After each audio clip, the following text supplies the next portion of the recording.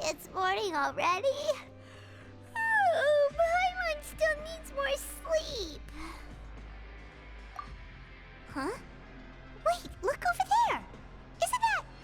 It's one of Linny's cards!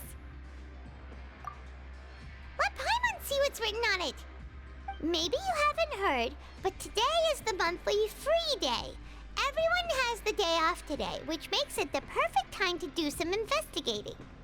It's been a while since we last talked. Have you been making any progress lately? Let's meet at our usual spot in the factory area before lunchtime. I have new information. Ooh, today's our lucky day. We have the day off.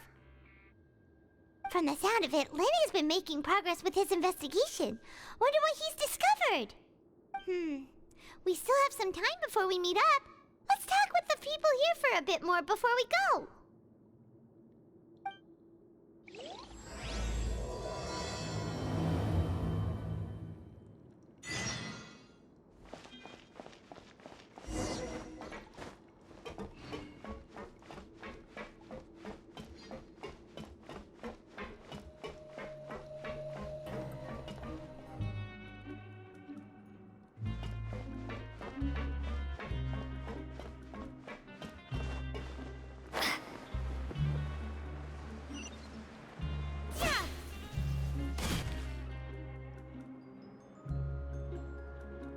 Look, there are some people talking over there. Let's listen in on the conversation.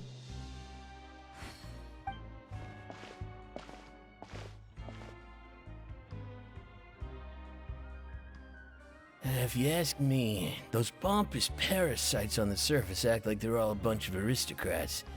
Do any of them give half a hoot about a bunch of dogs like us? Hey, speak for yourself, mate. I'm no dog. Oh, you think you're special or something?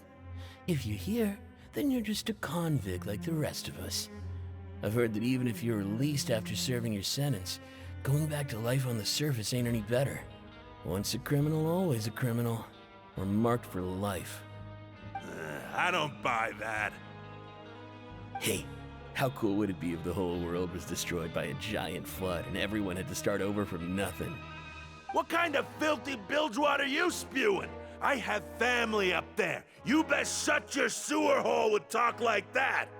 Listen, things ain't so great on the surface, but who says that you have to leave? I've heard that you can still stay here and work even after you've served your sentence. Not bad if you ask me. Who wants to live in the ruddy overworld anyway? And what makes you think they want to hire someone like you? It's one of the great mysteries of the universe, how someone as useless as you is so confident. Whoa. Sounds like they're really unhappy about the overworld. Speaking of which, Paimon never heard anyone use the words overworld or underworld when we were living up there. Is it only something the inmates down here say? That's true.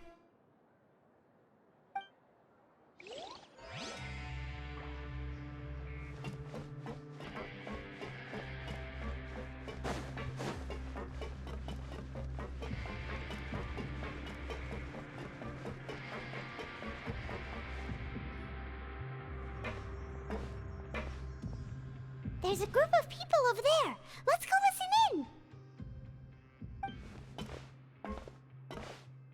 So I said, that's not a faucet. Hey, who are you two? Why'd you come over all of a sudden? Oh, sorry for eavesdropping. Sounds like you were talking about something private. What's the matter? They're just looking to join in on our fun, that's all.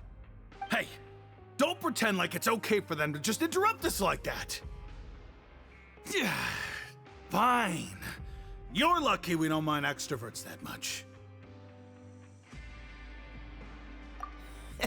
You hear that, Quisto? We're nice! Your expressions tell me you're looking to hear some juicy info, am I right? But before that, it just so happens that I know you two. Really? Are we that famous? You kidding? How often does anyone get a personal tour led by His Grace himself?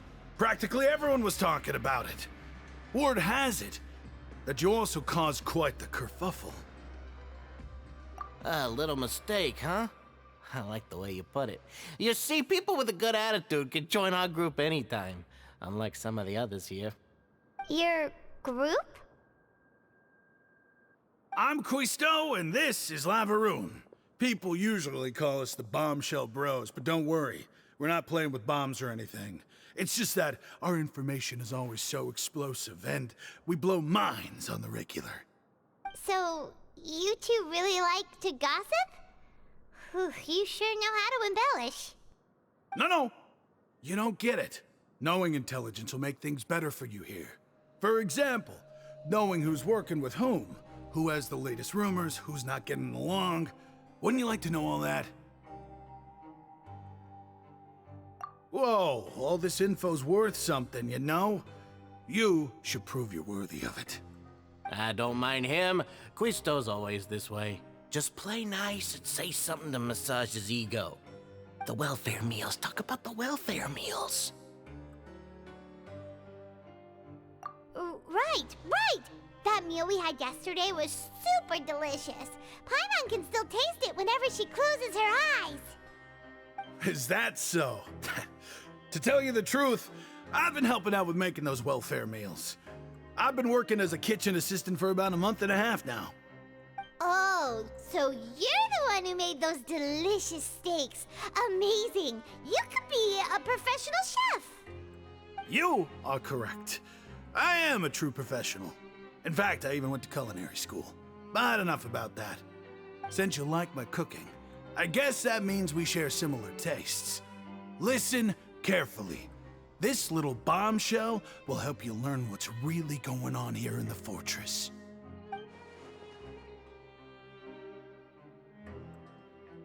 Listen, kids. The power structure within the fortress is quite complicated. The overworlders couldn't care less about us down here. We're basically dogs to them.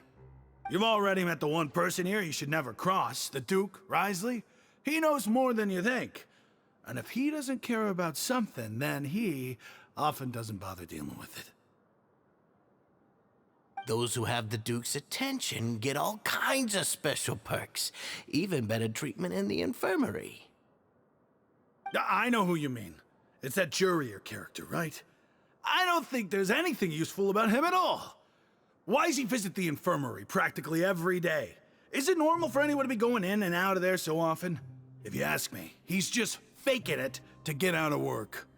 But did you know that Jurier was a talented researcher from the Fontaine Research Institute before he came here? There's no denying that. I don't care if he was a researcher that could turn dirt into Mora. Once you're in the fortress of Meripede, you're just another inmate like everybody else.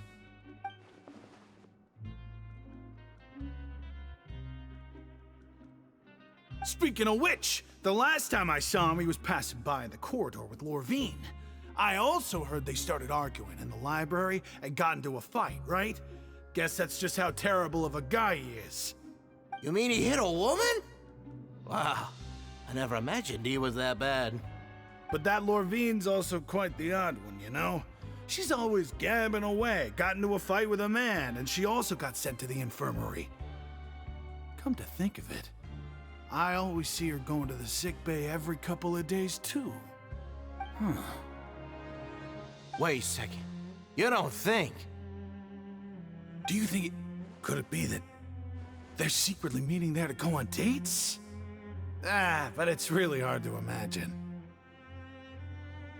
After all, I do remember seeing Lorvine beat Jurier to a pulp that one time. And we might be overthinking things.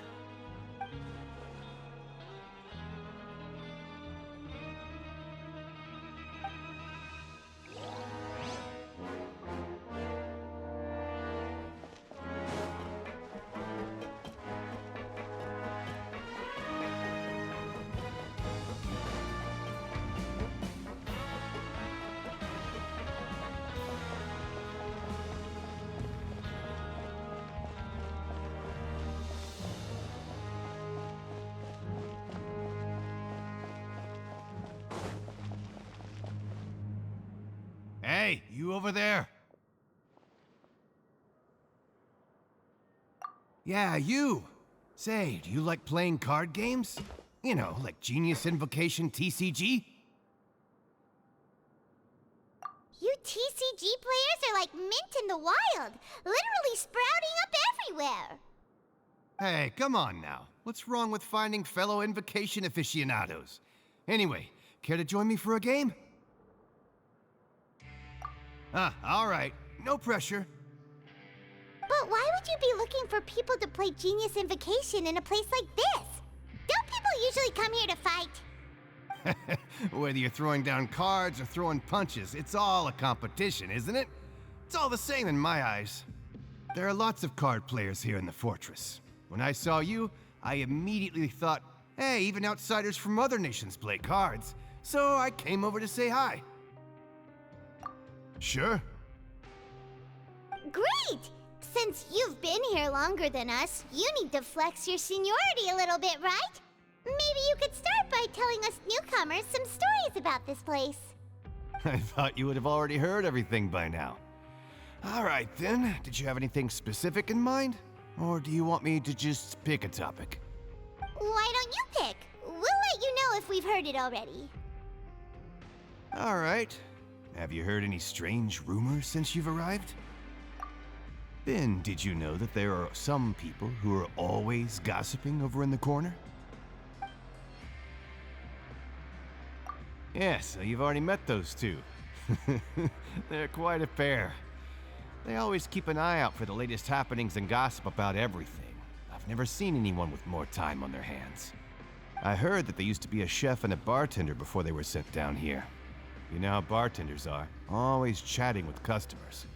And chefs love to pass the time just hanging out when they're not cooking. Good to know. Do you have anything else to tell us? Let me think. Sounds like you want to hear something a little more tantalizing. Oh, did you know that the Duke was also a convict in the fortress of Meripede before? Huh? Wait, are you serious? That's right. The Duke was an inmate just like you and me.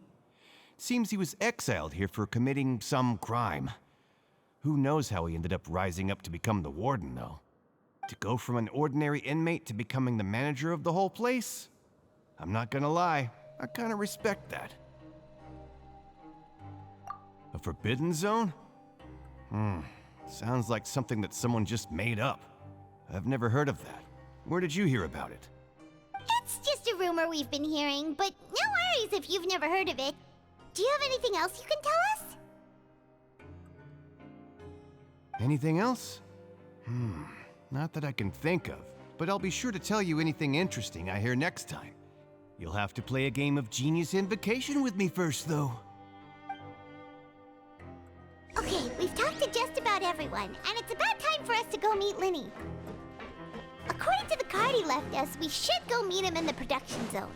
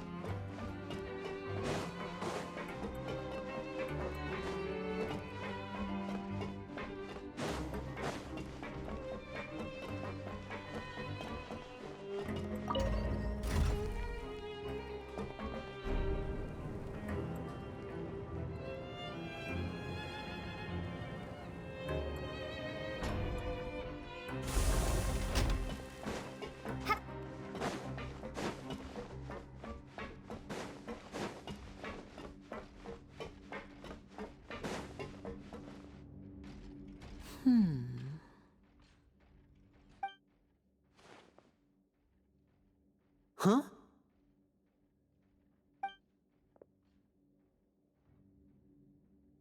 That look in your eyes. You found something? Hey, this is no time to be modest. Just tell him we found a boatload of information. Oh, as expected of the legendary duo, you have my full and undivided attention. Huh.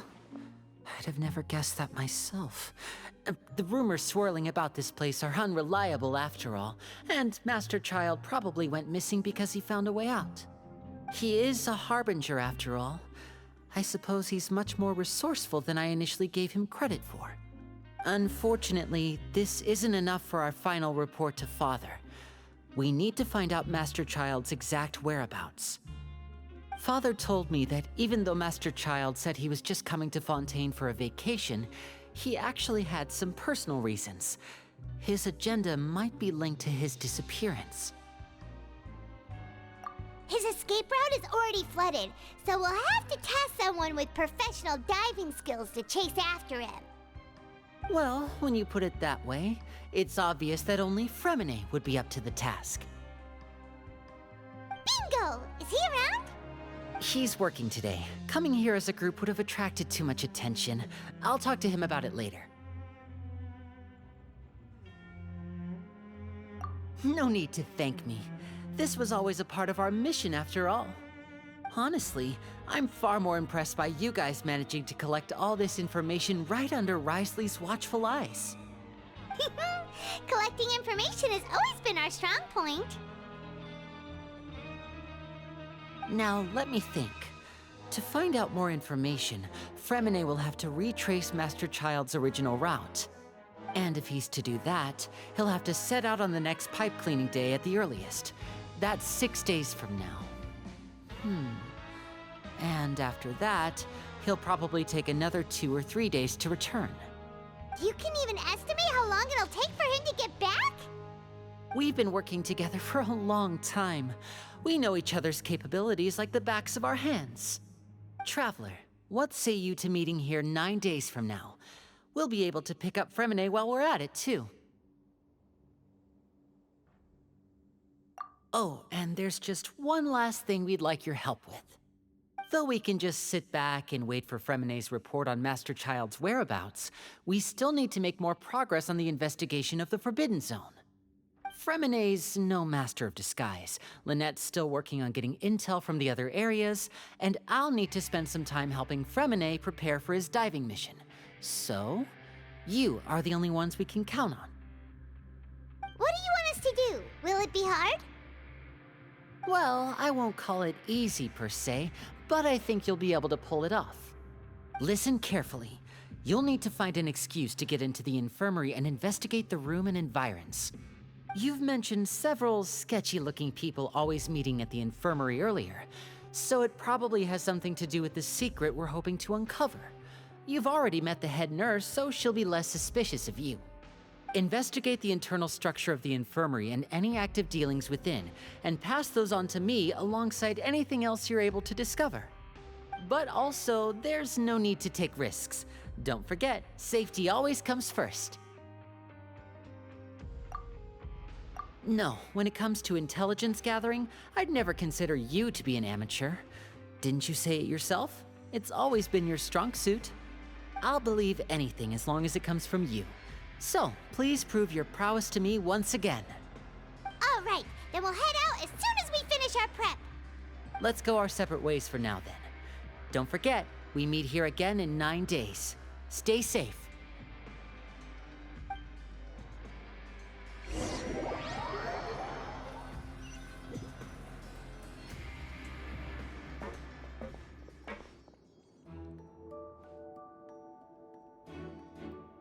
Hey, stay here for now. Paimon will take a peek. There seem to be several people inside.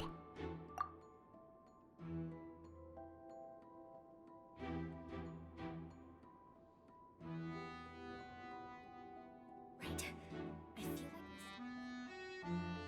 It's not impossible. So...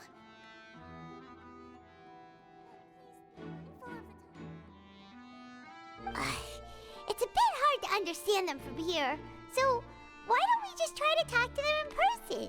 Let's go as soon as you're ready.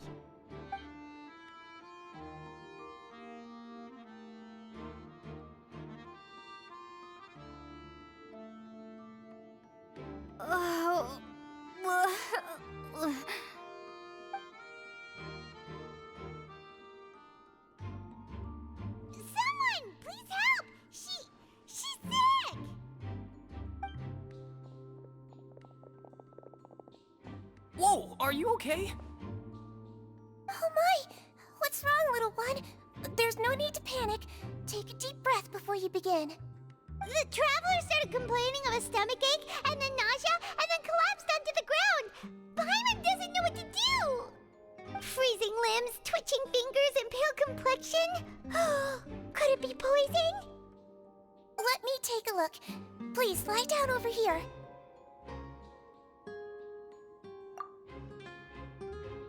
Don't worry, I'll get you to the bed safely.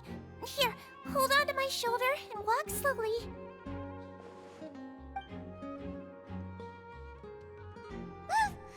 You can do it, Traveler! Don't apologize. You're sick after all. Now, please relax. I'm just going to do a preliminary checkup on you.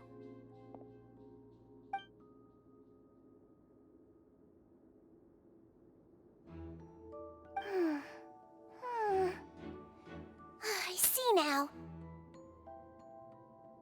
My checkup has confirmed that she's not in any mortal danger. That's our worst fear out of the way. Eh? Oh, that's good. But I'll continue my diagnosis of the patient now. Please, relax and take a deep breath.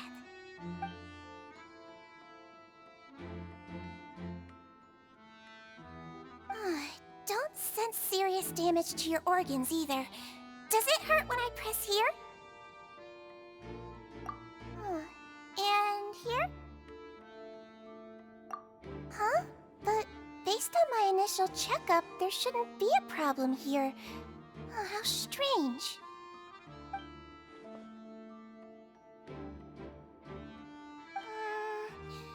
What about here? Does this hurt? Oh, I understand. So that's what it is. I think you just ate something that disagreed with you. That's all. Nothing too serious. Outside of a pretty bad stomachache when it decides to act up. So that's what it is. Thank goodness it's not anything more serious. And there have been other inmates complaining about the food recently. I'll inform our head chef, Mr. Wolsey, of this problem as soon as possible. Congratulations! The health risk is incredibly low, so you should recover within a couple days. Why don't you take a rest here while I go get some medicine for you? Miss Lorvine, I'll have to trouble you to help me look after this new patient while I'm gone. Very well. And she hopped away just like that.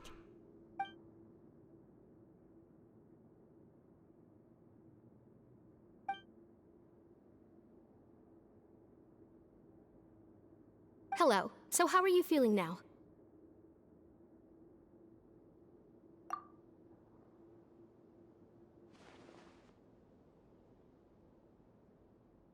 Her stomach aches really bad. She was stumbling about the whole way here, so Paimon's really worried. If Miss Sijuin says it's not a serious problem, then there's no need to worry.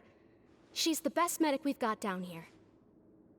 But it also looks like she's the only medic you've got down here. Well, that's true. What do you mean, that's true? That's really misrepresenting the situation. Of course I can't speak for the whole fortress, but it's not like everyone imprisoned here is useless, you know?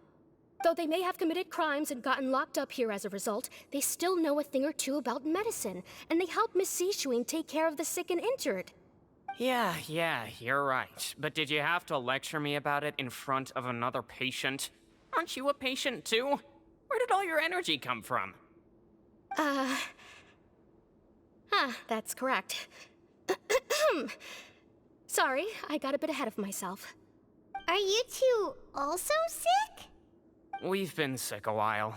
I come back every once in a while for checkups, and to pick up the medicines Miss Sijuin prescribes for us. That's just the nature of chronic illnesses. As for her, you could say she fancies herself as Miss Sijuin's capable helper because she learned a bit of medical knowledge ages ago. Please watch your mouth, Mr. Jurier. Don't forget that you are the primary reason I have frequent heart palpitations. Hey, don't start arguing now, please. Keep it civil at least.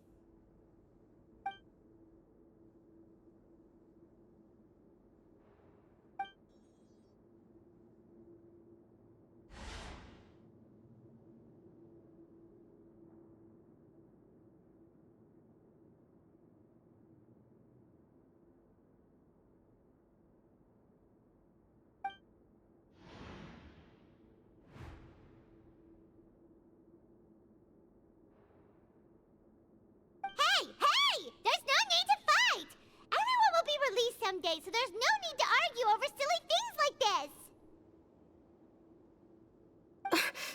But... Release. It's way too early for us to even think about that. And who the heck knows if we'd even be able to continue our previous lives?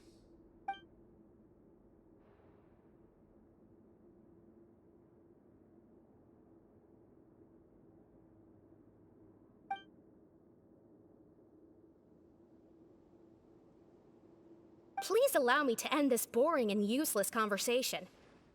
Oh, and Mr. Jurier, I don't want to see your face here again anytime soon. And same to you, Miss Lorvine. Anyway, that was more than enough rest for me, so I'm going to get out of this excessively noisy place. See you later, everyone.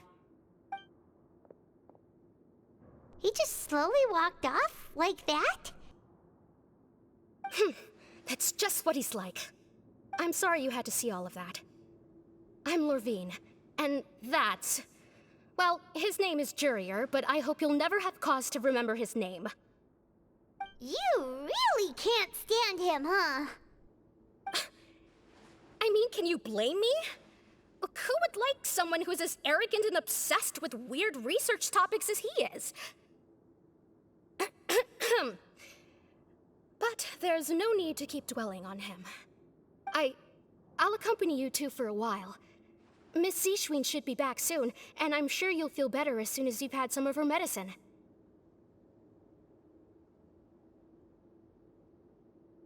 No, it's nothing. I'm back! Did you rest like you promised? Thank you for getting our medicine, Miss Seashween. Did you all cooperate with your bed rest? I trust that nobody got up to walk around. Good. Here, this should be 2 days' worth of medicine for you. Take 1 pill now, and then continue your bed rest.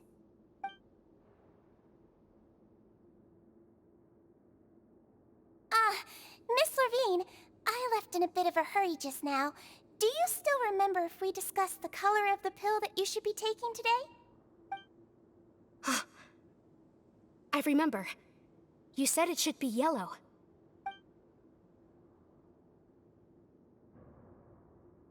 Yellow, huh? I understand. These are yours. Please, make sure to go to bed early after taking them tonight. You'll benefit from a good night's sleep. All right, then I'll also be on my way now. I hope you feel better soon, too. See ya! I'm going to fill out your medical record now. You're widely known as the Traveler, right? I just want to double-check a few details, if that's all right with you. Those two made quite the commotion just now, so why don't we let the Traveler rest? Paimon can answer the questions instead. So her primary symptoms are abdominal pain, with secondary symptoms of nausea. Is there anything else? That's it. All right then. Is there anything we should know besides to take the meds? No, her base constitution is quite good, so I'm sure she'll recover quite quickly after taking the medicine. Please, make sure to stick to bland or less stimulating foods, and don't stay up too late at night. Got it! Paimon will hold the Traveler to that for sure.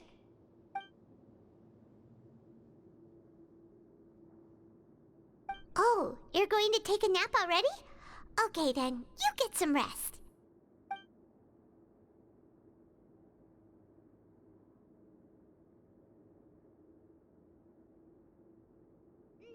We've been to lots of places together. She may look a bit under the weather now, but she's actually super strong. Oh, so you're the best of companions. Well, don't worry, she'll recover soon.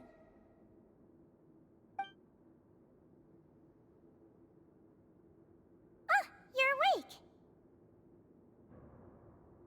How do you feel? You slept for a really long time, but we never left.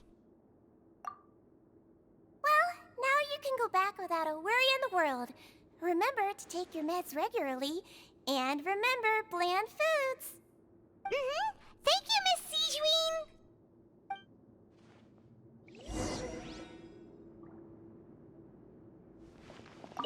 Seems like a lot of people have been coming down with an upset stomach lately. I'll need to address that.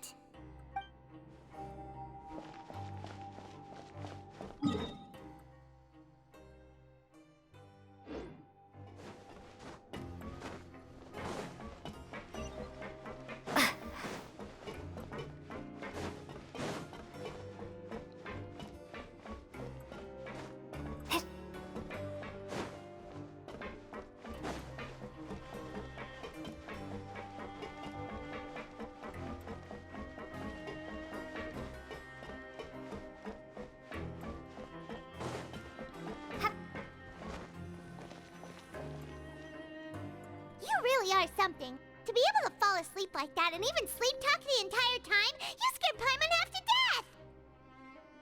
No, but you kept mumbling things along the lines of, Pyron, don't take my grilled fish, and put down the Adeptus Temptation now! Paimon talked with Sigewinne the entire time you were asleep. She seems like she's just a sincere nurse, and Paimon didn't notice anything unusual in the room. Are you sure we're not going off track with the infirmary?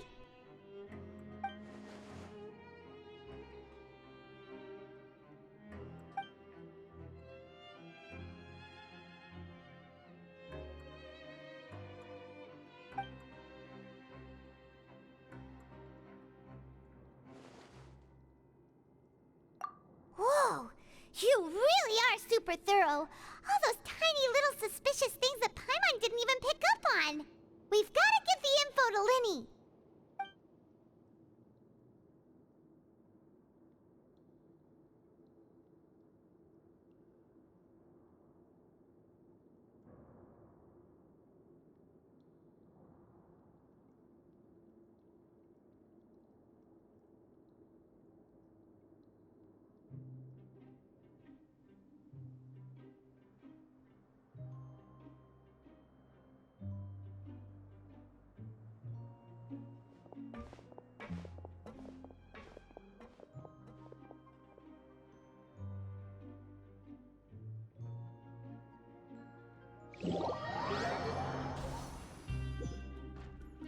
Today's the day! Let's go meet up with Linny!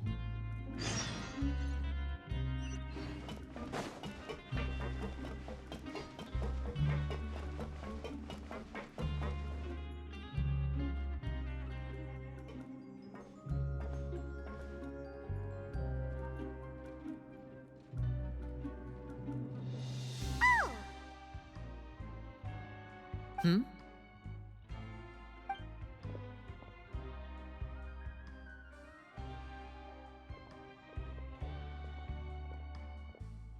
Did you two run into any trouble over the past few days? No, we just worked our shifts according to the schedule. Nothing weird happened. That's good. That means you didn't raise any suspicions when you infiltrated the infirmary. We've taken a look at the slip you've sent. Fremine successfully left the grounds via the pipes 2 days ago, and as of last night, Lynette has also infiltrated the infirmary after faking an illness. Wait, why is she getting involved as well? You already went above and beyond when you scoped out the infirmary. To put it more bluntly, even if we were to view that as something you did in exchange for Fremine's help, you've already done more than enough. Infiltrating a guarded stronghold is a different kind of job from a one-off investigation. We want to avoid using the same faces over and over and reduce the amount of suspicion that will fall on any given person. Lynette also felt like you have already taken the first step for us, so she should be the one to finish the job. So that's what Lynette thinks. Oh, Paimon hopes everything's going well for her. Perhaps that's true. You are both very good people, and we've come to appreciate that more than anyone else. Unfortunately, there's still one thing that could get between us, lest you've forgotten. The matter of our respective loyalties. You've mentioned before that you've had some run-ins with the Fatui. I can understand that feeling, so I assume you're just helping us out of the kindness of your hearts? Well, everyone could use some more friends. We'll be counting on you to help us in the future, too. Since I see you as friends, then it's even more important for us to protect you from any peril. Fremine and Lynette feel the same way.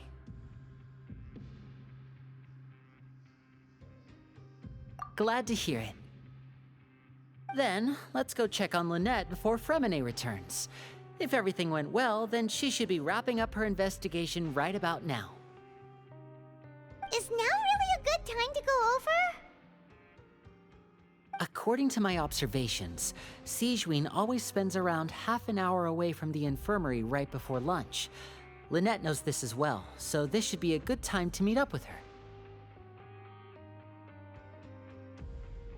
Also, I'm her brother, remember? It's only natural for an older brother to care about his younger sister's well-being. Okay, then let's head over right away!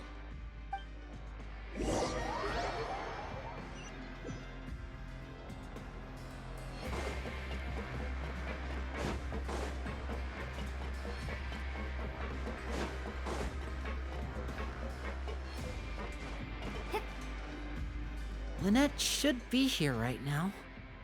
Huh. Strange. Lynette? As expected, Sigewinne isn't here, but why isn't Lynette here? No, Lynette rarely deviates from the plan. We agreed that if she were to make changes on the fly, she'd find a way to let me know. Unless... Let's see if there are any clues around here. We can look while we wait for her. Who knows? Maybe she'll be back soon. Okay.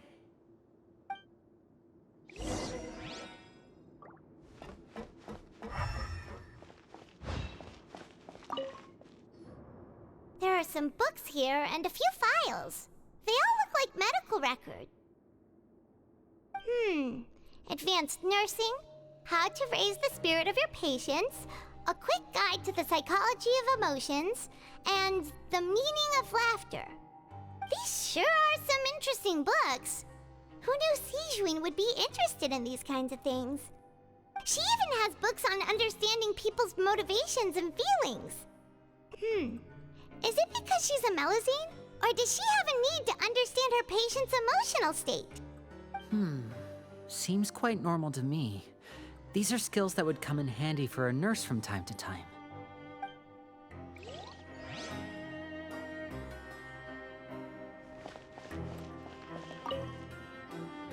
None of the beds have any signs of having been slept in, except that one over there. That's the one Lynette must have used, right? You said she was pretending to be sick. She would have said her migraine was having a particularly bad flare-up. Generally speaking, the head nurse would then ask her to lie down and rest, while she left to retrieve the medication. Which means, either the head nurse didn't return the entire time from when Lynette laid down up until she left the bed, or the nurse intentionally left it this way.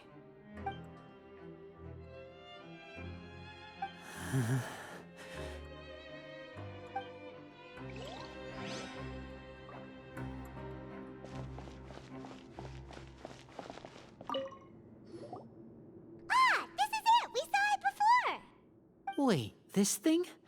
It doesn't look like it's been disguised that well.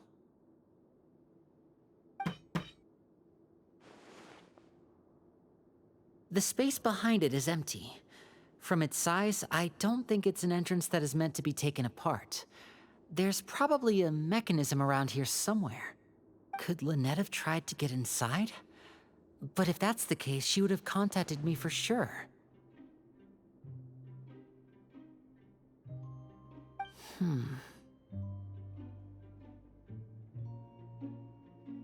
Let's look around here for some more clues.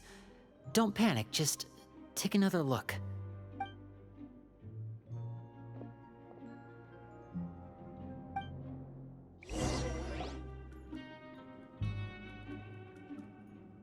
Hey, you guys, there's a slip of paper over here! A slip of paper? It's right over here, and there's a bunch written on it too. It reads, "Out of respect for your usual practices, I'll use a piece of paper or card as the medium to pass on my message. You may consider this as me giving you my best regards." This is... Is that all?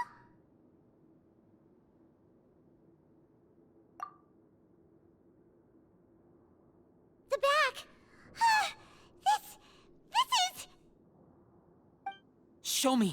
Now! That look on your face! Paimon's reading it now! Would you care to guess where Miss Lynette of the Fatui could be right now? No! Could she have... Is she already... Wriothesley... Did he deliberately leave the infirmary unguarded to use it as bait? Wait, you mean he was aware of our goals from the very beginning? But why? We didn't run into any trouble last time, and he also never reached out to us since. Yes, that is a crucial question. Wriothesley, he doesn't do anything without a clear goal or reason. So this means he had no concerns about your activities from the very beginning. You're not from the same camp as us. You were sent down here by Nervulet, so you have no conflict of interest with Wriothesley. We're a completely different story, though. I'd like to know that, too. Why did he only go after her? Don't panic. Just think everything over. I have to stay calm. This is not like what happened last time. The situation's different now.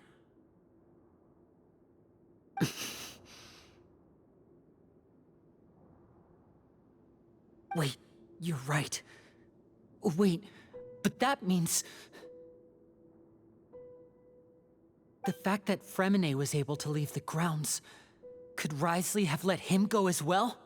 But what does he gain by letting Fremine leave like that?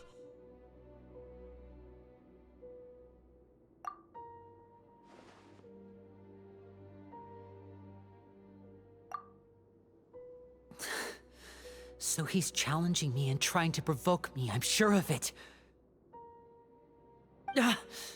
We never should have sent out Fremine. We had to go through all that trouble to find an opening to sneak him around the guards and into the pipe, and we even thought luck was on our side. If Wriothesley let him leave on purpose, then he's probably in a terrible spot now as well. Lenny's getting more and more panicked. We have to calm him down.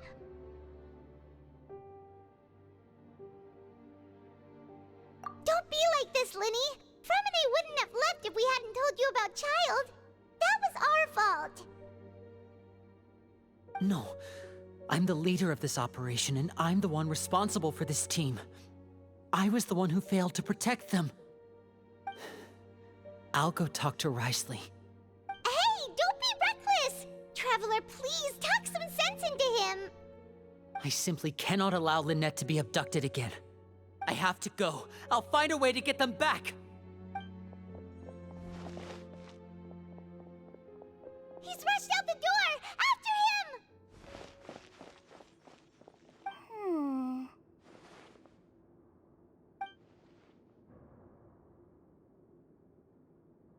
Right. I feel like we still have some room to make changes on these details. It's not impossible, but it'll require extensive testing. Is that so? Very well. Then please be mindful of the time. Huh? Is someone? Pack everything up. Whoever's outside is eavesdropping. They'll probably come in once we stop talking. Someone! Please help!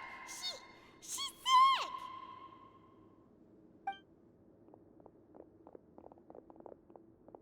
Whoa, are you okay?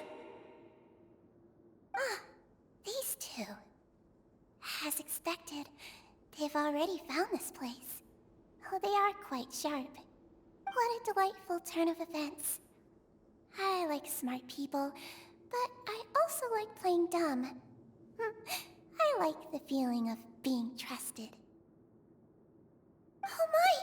What's wrong, little one? There's no need to panic. Take a deep breath before you begin. Being able to read human expressions is quite the useful skill. Lenny! Wait! It's no use. We have to catch up to him.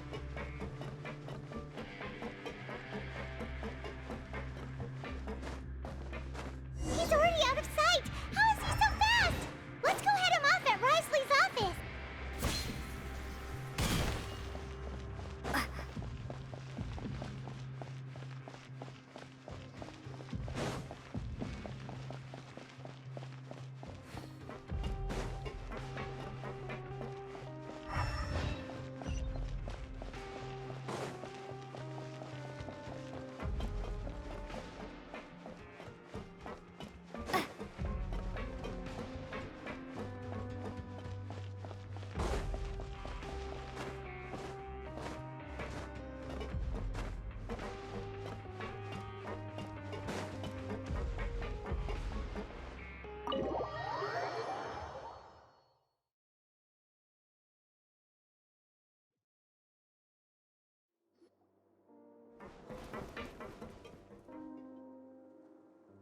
Come out and face me, Risley!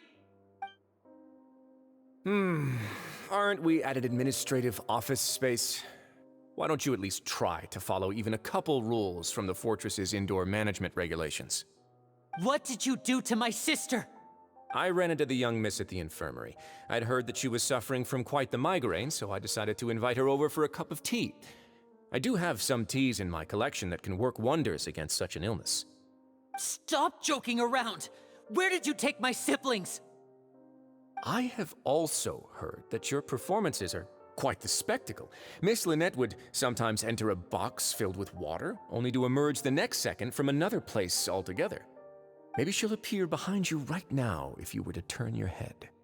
Is he trying to trick me into turning my head? No, he's probably not looking to attack me right now. All of the hostages are in his hands, and he's even in the mood for small talk. That means Lynette is probably still alive.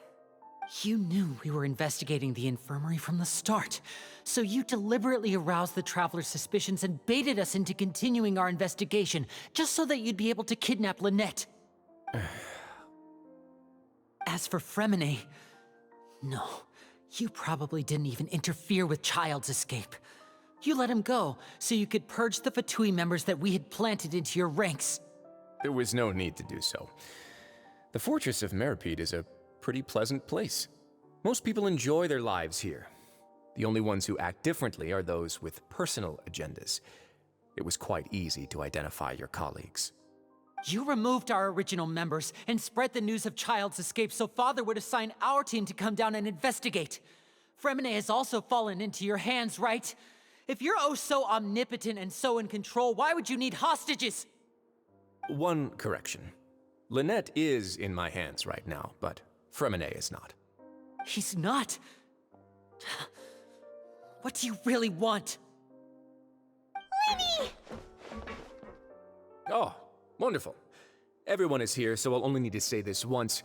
Thank you so much for cooperating with me. Eager and to the point, I see. Alas, only Miss Lynette is currently having a cup of the fortress's finest tea. Although, as per your original plan, Mr. Fremine should also have returned to the fortress by now. But he has neither shown up within my gates, nor has he been taken into any kind of custody. So where do you think he may be right now? Wait, you can't mean... You locked him outside in the sea? I closed the fortress's gate to the outside world. That's all. Fremine's a star diver, so he should be fine, right? No, we're still here, so he'd definitely try to find a way to come back for us. So we can't assume he might have made a break for the surface. But why would I do this, you may be asking? To have an audience with you, of course. Besides, I do recall you mentioning to Miss Lynette that you've always wanted to have a face-to-face meeting with the Lord of the Fortress of Meripede, regardless of whether it was in a personal or a professional capacity. Well, you got your wish. So, you've been keeping tabs on us before we even set foot in the fortress. Some of my folks just happened to hear a thing or two, that's all. In any case, I will be straight with you. I was willing to play dumb and turn a blind eye, so we had a pleasant few days playing games together here. But once you started focusing on the Forbidden Zone, all of that changed. Mr. Linney, the cards are stacked against you right now. Miss Lynette is in my hands, and Mr. Fremine is still slowly being pickled out there in the brine. You know just as well as I that he cannot last out there forever. You need do but one thing to guarantee their safety. I would like you to contact your superior, and ideally invite her over for a cup of tea with me. You want to see Father? But why should she bother giving you an audience? Well, if she cares for the well-being of her dearest children, she should have plenty of motivation to join me for a parents' evening. I've heard that the bonds between the members of the House of the Hearth are like the bonds of family. I don't see why she would refuse. Why did you think Father sent us to handle the Fortress of Meripede? This place is basically a no-man's land. It wouldn't be fitting for anyone as important as a harbinger like Father to come here in person. Oh, I see. So it's because she doesn't care for my place here. That's such a shame. After all, I've amassed quite the tea collection. I was looking forward to sharing it with her. Both Monsieur Neuvillette and Lady Farina have already received many samples as gifts. Was this the extent of your master plan to get to Father? No matter how much pressure you may put on me, I won't allow you to use us to blackmail her. You people really are difficult to get along with. All I'm asking for is a face-to-face conversation. Does she truly have no interest in the fortress's secret? Mr. Linney, you have one last chance to invite your father here. If you refuse... Linny!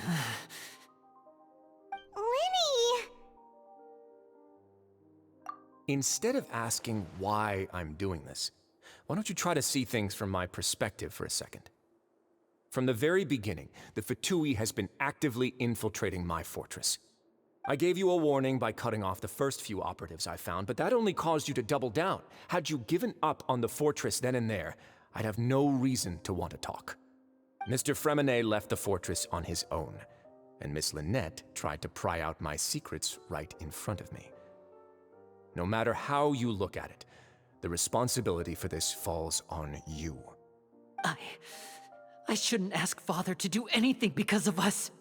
6, 5... Wait, 2, 1. Time's up. It really is a shame, Mr. Linney. Risley! Negotiations have broken down. Please leave, ladies and gentlemen. It's time for my afternoon tea. Yeah, listen to the Traveler. If you can't talk to Linny, can you at least talk to us? You do realize that I'm only letting you go because of Neuvillette, yes? You're here helping him out, and I've already done my best to stay out of your way. But that doesn't mean you can just do whatever you want. The fortress may be small and remote, but it still has its own set of laws. Then how about this? Those who are capable deserve respect. You've spent quite some time investigating my home turf by now, so why don't you tell me a thing or two about what you found, I'll ask you 3 questions. Answer all of them correctly, and I'll agree to your request. Question 1. Regarding the hidden rules of the production zone, what is the truth behind the one about not being allowed to work for 3 days in a row?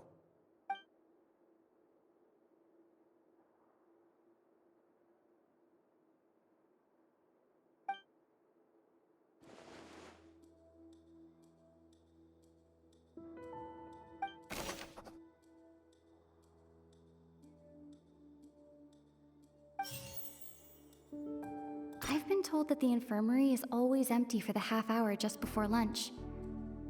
But what could Sigewinne be doing during that time? The Fonta promoter has been struggling because he doesn't recognize the real value of coupons. Meanwhile, the Duke believes that only idiots who don't understand the value of coupons would spend them on Fonta.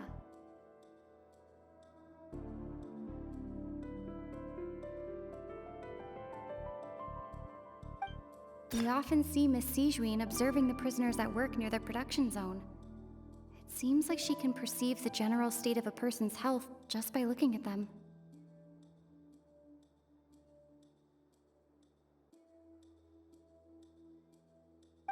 Fonta's internal reports suggest that they're starting a new trial of an unnamed and unpackaged product.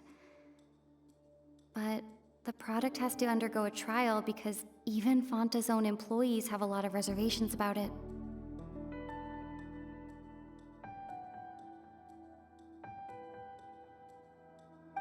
The research note said that the Melusine race perceives the world very differently from humans.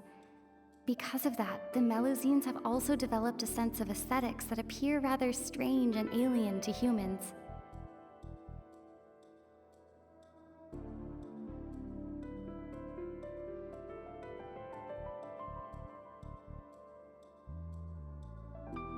According to Collins, the Pancration tournament only took place because the Fonta company sponsored it. The company must want a return on their investment as well.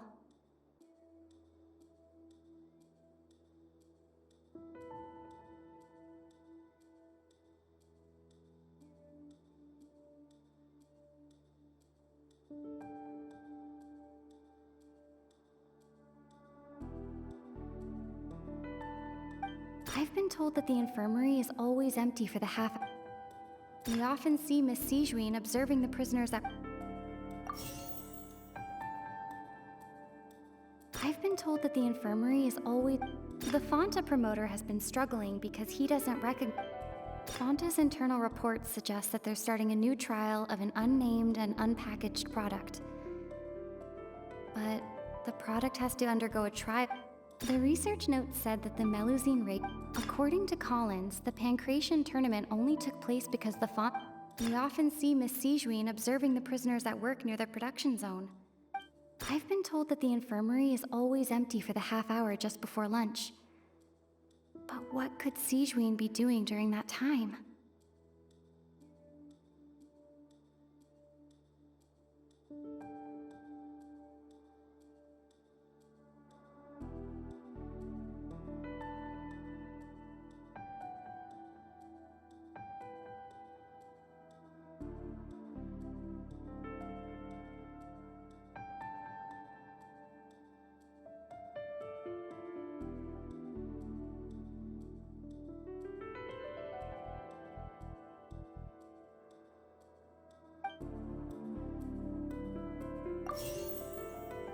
We often see Miss Sijuin observing the prison. Fonta's internal reports suggest that they're starting a new trial. According to Collins, the Pancration tournament only. The research note said that the Melusine race perceives the world very different.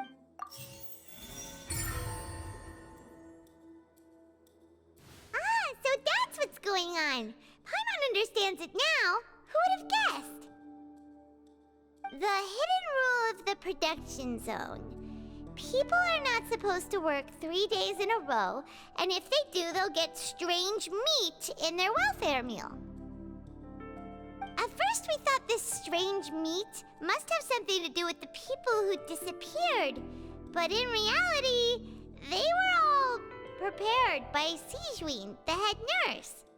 She often visits the production zone to observe the workers' health and makes a note of anyone who has worn themselves out after 3 full days of work.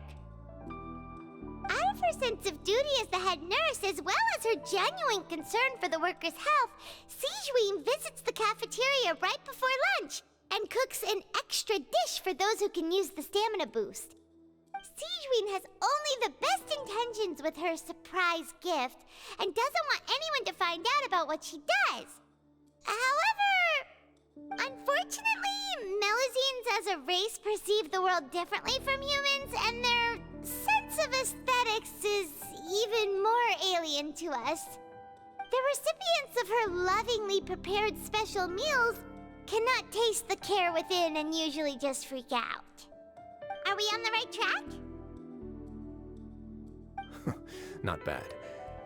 You've uncovered Sijuin's secret and even guessed her intentions correctly as well. It's nice to know that her efforts have not gone unacknowledged. All right, now for my next question. There are also some hidden rules in the Pancration Ring, including the one that you're not allowed to support both sides of a fight. Why is that?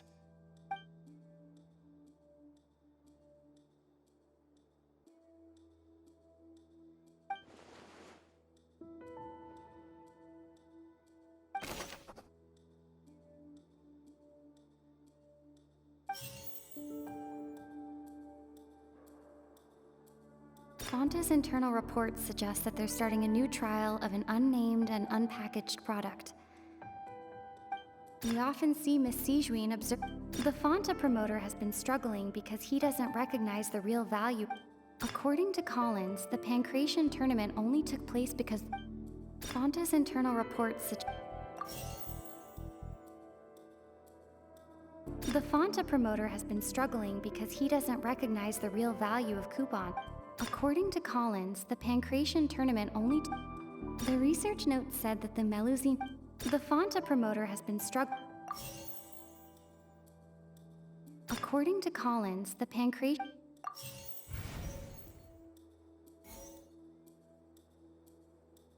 I've been told that the infirmary.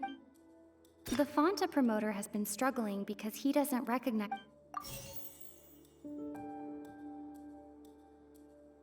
Fonta's internal reports suggest that they're starting a new trial of an unnamed and unpackaged product.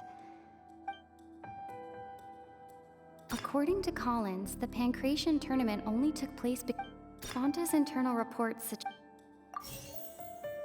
The research note said that the Melusine race. Fonta's internal reports suggest that they're starting a new trial of an. According to Collins, the.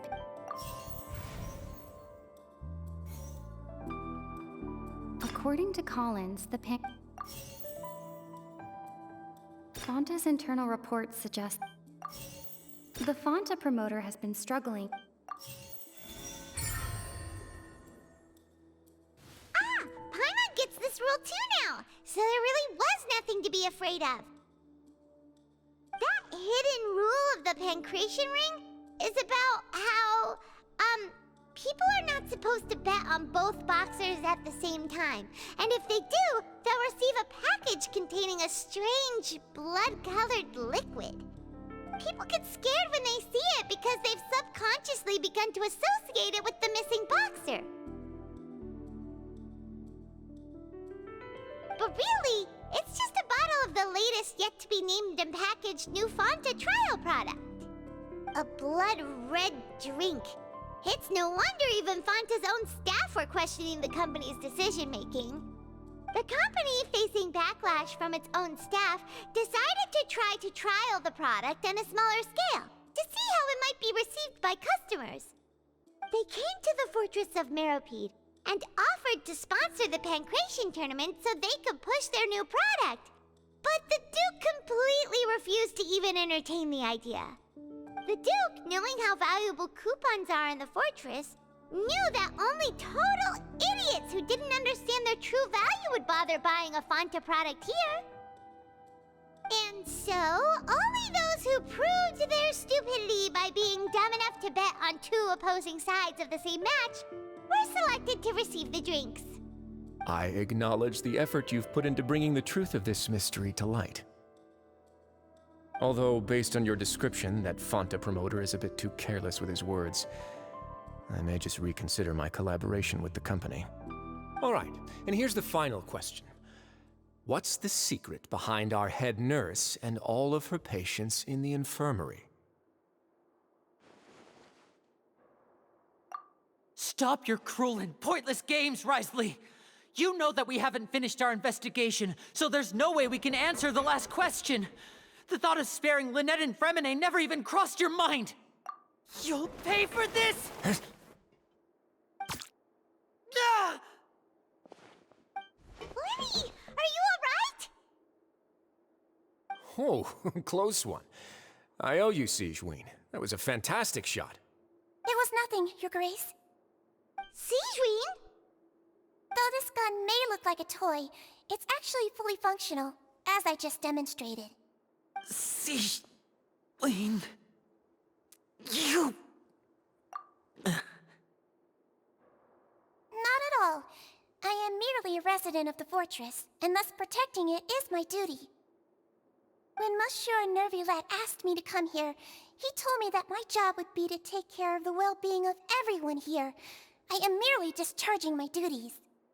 But if you mean what you just said, then isn't Linny someone you should be looking after as well? Isn't he a resident here just like the rest of us? But I really am just doing what Monsieur Nervulette told me to do. Everything I did, I've done to protect them. Had I not, they would be in far more dire straits right now. His Grace knows it too, right? Your Grace? Mind proving my innocence to them? My dear Sigewinne, whatever shall I do with you? Would it have killed you to just wait another minute or two? Well, it's nearly time after all. The way you do things can be truly frustrating sometimes, Your Grace. I figured I should try to talk some sense into you. What are you talking about? What time? Take me if you want. But let them go. How touching. Can you just give me one more minute? Don't be like that, Your Grace. All right, everyone, calm down. 2 more visitors will be arriving any time now. I'll go get a cup of tea. Miss Siegewein, I leave Miss Lynette in your care. You... What are you doing? I believe I hear footsteps.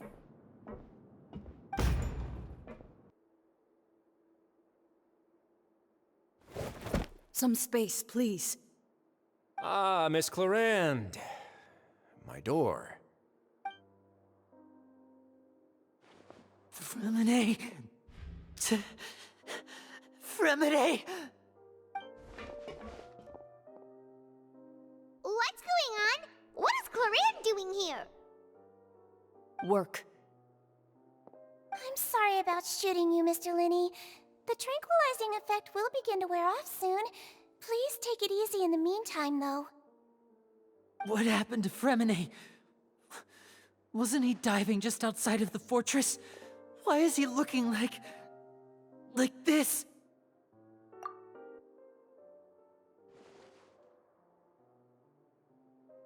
A flushed face, an accelerated pulse. He must have consumed primordial seawater. What did you say? Please, make some space. I'll need to give Mr. Fremine a more thorough checkup.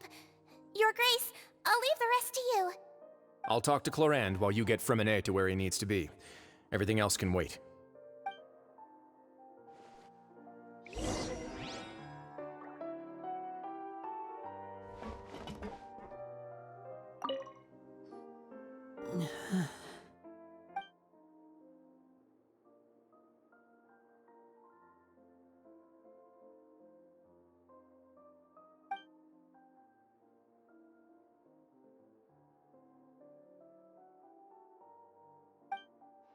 How is he? These symptoms are probably caused by an acute ingestion of a large amount of primordial seawater. Still, his condition is not critical. Of course, it would be best if he stayed for further observation. Let's leave him here for now, and move him to the infirmary once he's recovered a bit more. Sorry. I am aware that the infirmary may not be your favorite place in the world at the moment. We do only have a single clinic in the fortress, however. Why would he ingest a large amount of primordial seawater after leaving the fortress? How could that possibly happen? Please, look after Mr. Fremine for the moment. I'll go fetch some medicine and a respirator. Oh, I'll bring Miss Lynette back with me. Where is she? How is she right now? Oh, she just took a nap in an empty room after I tranquilized her. If my calculations are correct, she should also be waking up right around now. You might not believe me, but His Grace and I actually made some snacks and tea for her.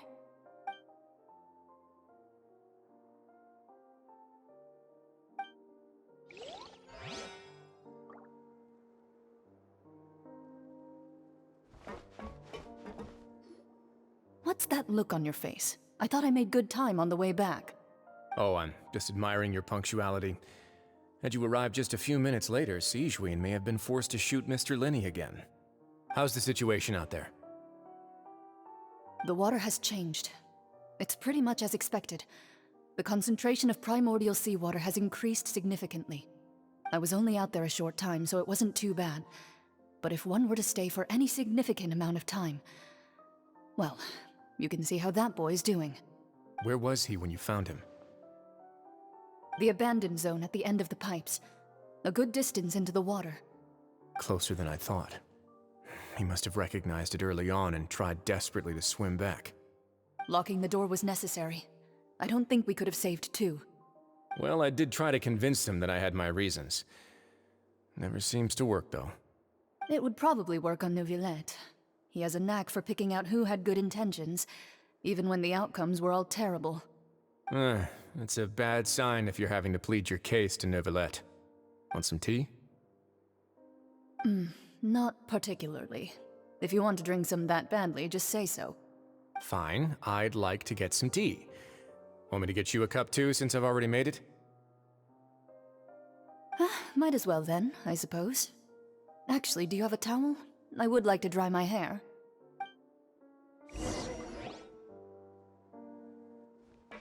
Linny, are you okay? I'll be fine. They're all here now. Don't worry about me. Are you sure? You don't look all right. My hands and feet are still a bit weak, but that's probably just the residual effects of the tranquilizer shot. I'm back, everyone. Lenny! Oh, Traveler, Paimon, you're here too. Fremine? Is he... He'll be fine. But for now, please help me lift him up.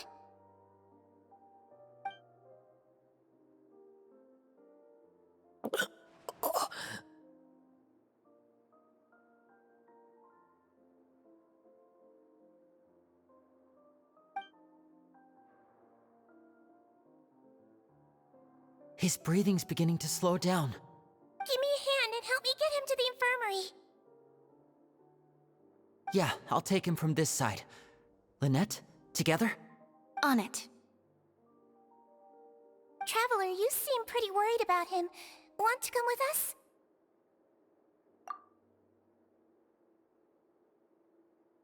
The Duke and Clarande are gone. They probably went to get some tea. The Duke will explain the truth in just a bit. Miss Clarande will need a break, since she only just returned from rescuing Fremine out of the sea.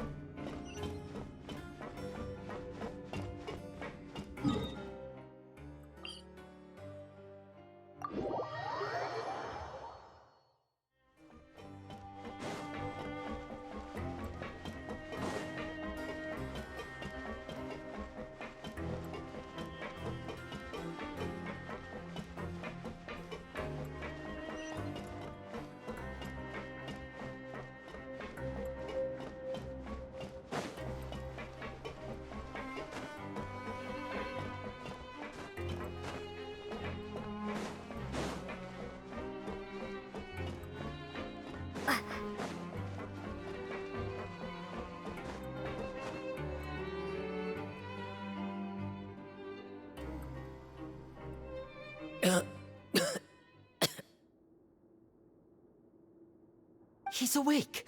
Fremine, how do you feel? Lynette. We're all here. Where am I?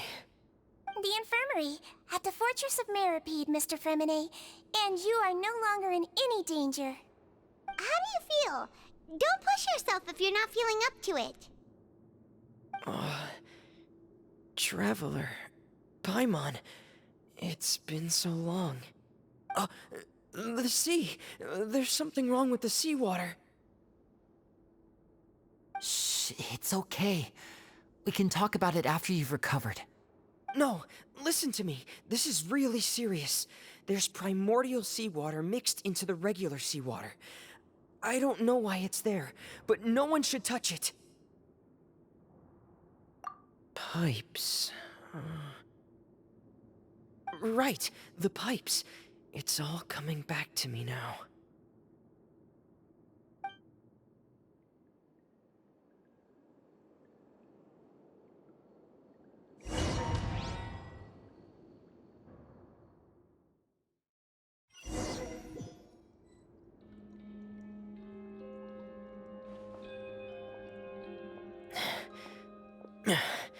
I'm in.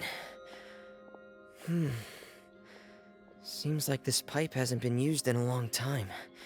It looks abandoned.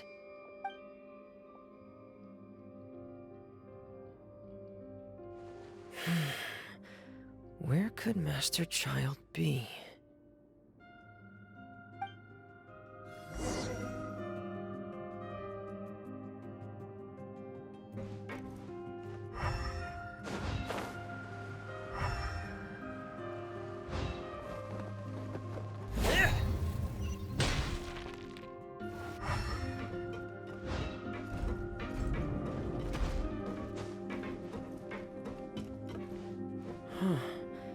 This mechanism looks like it's been tampered with.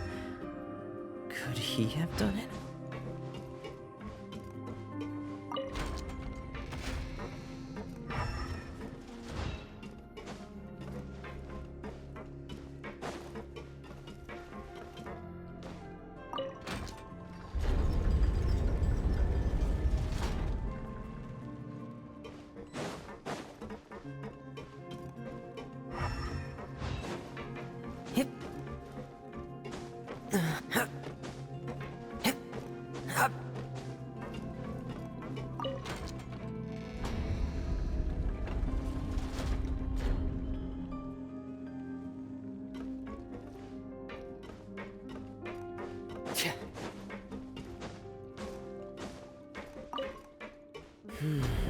It's getting stuck on something.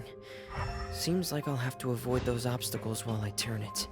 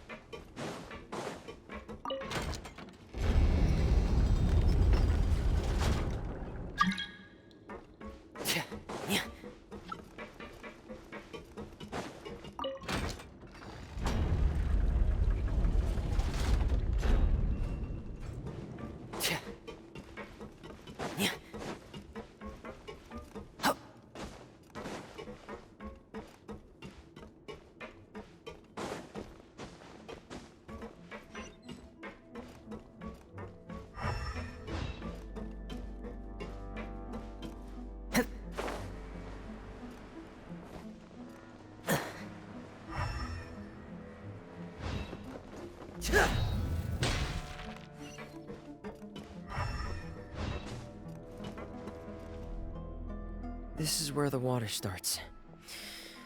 Okay. Master Child probably dived into the water. I'll go take a look as well.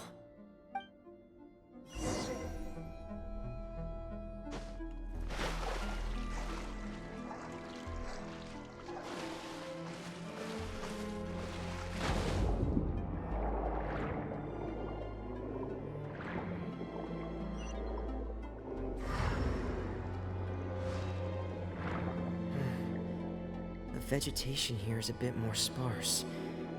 These traces aren't natural.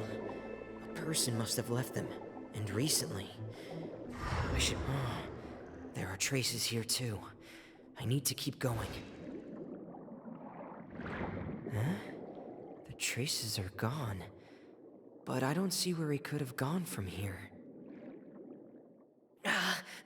Wait. What the...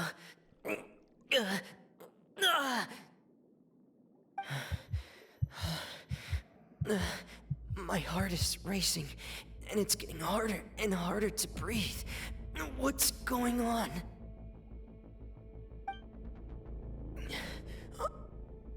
No good. I have to get back. They still don't know anything about what's going on. If I turn back right now, I should still be able to make it.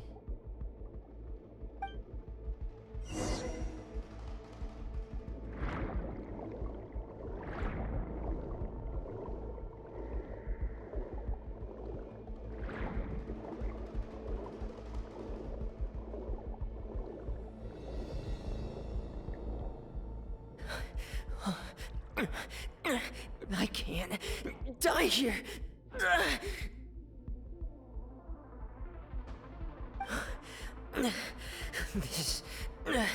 This is bad. I'm feeling worse and worse, and I'm still underwater.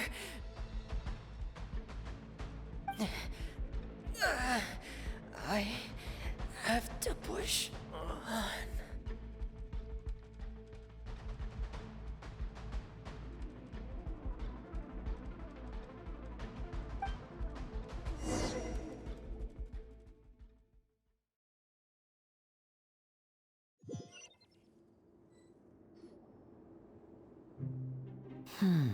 So, in other words, the trail you were following vanished, and you had no idea where Master Child could have gone, but there was also no obvious place for him to have disappeared to. That's right. I tried my best to swim back, but I had already put some distance between myself and the fortress, and I just couldn't find the strength to keep going. I probably passed out some time after that, and you know the rest.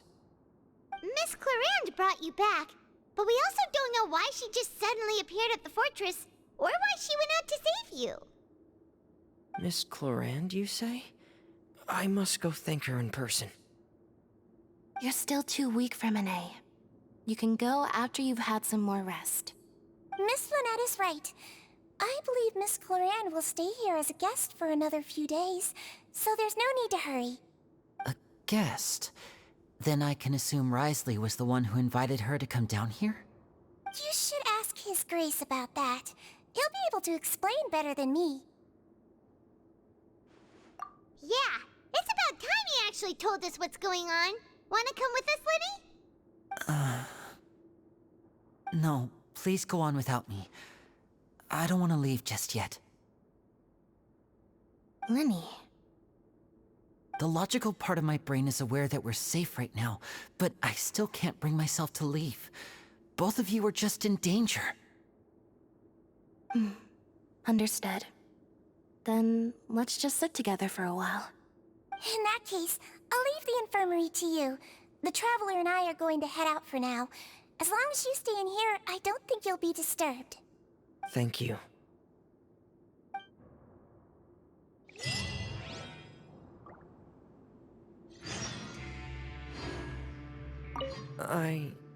I'm so sorry, Lenny.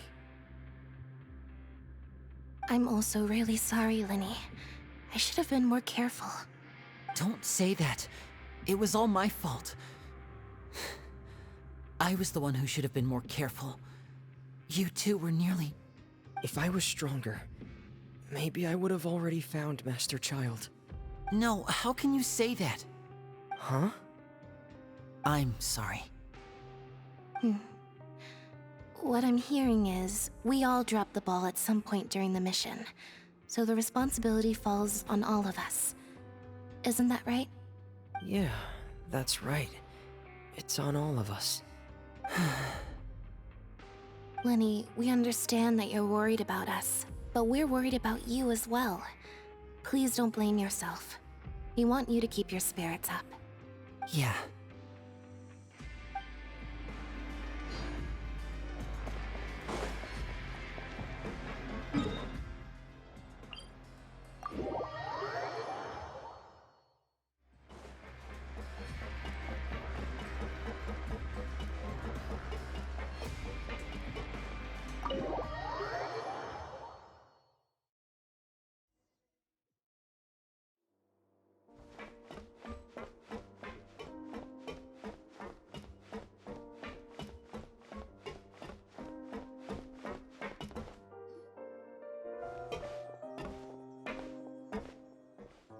Excuse me! I take it Mr. Fremine's condition has stabilized? Of course! I wouldn't have left the infirmary otherwise. I've been expecting those two, but might I inquire as to the purpose of your visit, Miss Siegewien? I wanted to check up on Miss Clarande. How are you feeling? Mostly fine, I think. If you don't mind, I'd like to perform another quick physical exam. It'll just take a few minutes. All right. Thank you for looking out for me. I'll take my leave for now, then. Well, want to explain yourself, Risley? Of course, but I'm not partial to the word choice of explain. How about enlighten? Where should I begin? How about you start by asking me any questions you have? You can start with whichever one you'd like to get answered the most. Then Paimon will begin. Did you know about Lenny's goals from the very beginning? No. I just knew they were Fatui operatives sent to the fortress by the Knave. As for their specific goals, I only figured those out as you made progress on your investigation. You managed to monitor and stay ahead of them even though you didn't know what they were trying to do? They came here with ulterior motives. I'm quite adept at discerning what that kind of behavior signals. Initially, I thought their goal was just to investigate Child's disappearance. Linny suggested that I had deliberately let him escape, but in truth, I didn't really do anything special to help or hinder him while he was here. Everything he did, from finding helpers to leaving this place, he did on his own. Of course, it's inevitable that the Knave would make a big deal out of her fellow Harbinger's unexplained disappearance. I'm also quite curious about where that Harbinger went, so I figured I might as well let the Fatui do their own investigative work. All I care about is the answer. So you were hoping Linny's group would just do your work for you! You make it sound like that's a bad thing. Unfortunately, things didn't go as planned. I assume that Fremine has told you already, the ratio of primordial seawater around the fortress of Meripede is on the rise. The Forbidden Zone has always been Linny's target, and you got roped into that investigation after running into him. I began to intervene out of concern for your safety, and also to prevent the fortress from becoming entangled in more irksome matters. Are the rumors true? That you're also a former criminal? Now, why would you put it like that? Isn't staying here all day and serving as the manager of the fortress a kind of sentence unto itself? Another form of prison? I just happen to have some support from the rest of the inmates. That's all. Oh, right! Paimon wanted to ask, who invited Cloran down here? Me, of course. I paid her good mora to come down to the fortress for some field work. As a champion duelist, Miss Cloran could be considered to be an independent party. I needed to find an exceptionally capable person to help me get through the impending crisis. And saving Fremine was part of that crisis? You can think of it like that, yes. Credit where credit is due, that boy is quite adept at diving. Had conditions not been as hostile as they were, he probably would have found the missing Harbinger already. That's not something you should be asking after. Neuvillette only asked you to investigate Child's whereabouts. All I need to prove to you is that the Forbidden Zone had nothing to do with the Harbinger's disappearance. That should be clear now that you've spoken to Fremine. But we've already uncovered that there's something wrong with the infirmary, and we've answered a bunch of questions that you threw at us. Isn't it about time that you answer our last question in return? You make a compelling case. Do you really want to know the answer that badly? Yeah, Paimon really wants to know! Even if the truth may not be pleasant? Follow me.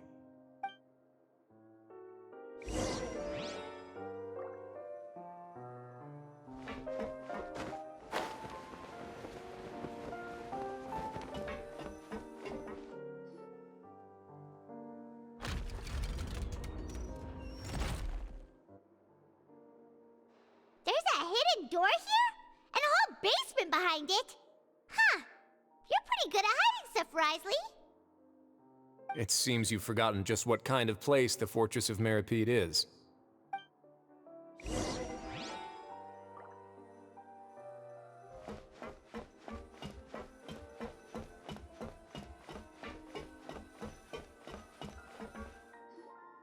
Stand on the central plate.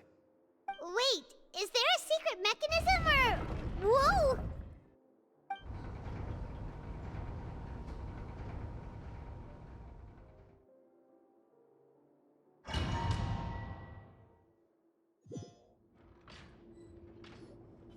So, this is the Forbidden Zone? Honestly, for a place so well hidden, Paimon sure doesn't see anything special. What a huge door! There are 3 such isolation gates in total. Generally speaking, I'm the only one who's allowed to go inside. Hence the name Forbidden Zone. Am I correct to assume you're going to run on back and tell your little Fatui friends everything? Well, Paimon wasn't thinking of keeping anything from them. Well, I'd advise you wait until you've seen the whole truth of this place for yourself before deciding whether or not to tell them.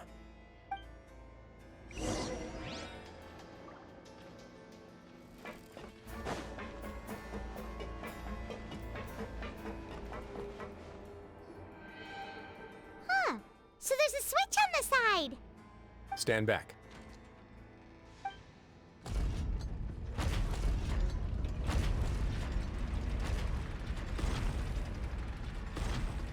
Whoa!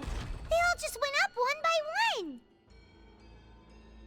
Go on, have a look.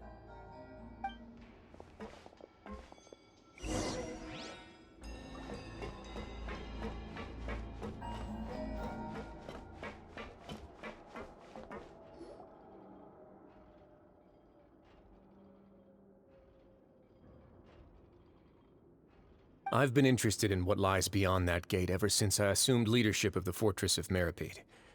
Of course, it would be unwise to recklessly open it, but it'd also be risky and negligent to simply ignore any potential danger that could be behind it. The readings on that dashboard have not budged since the day when I first laid eyes on this place.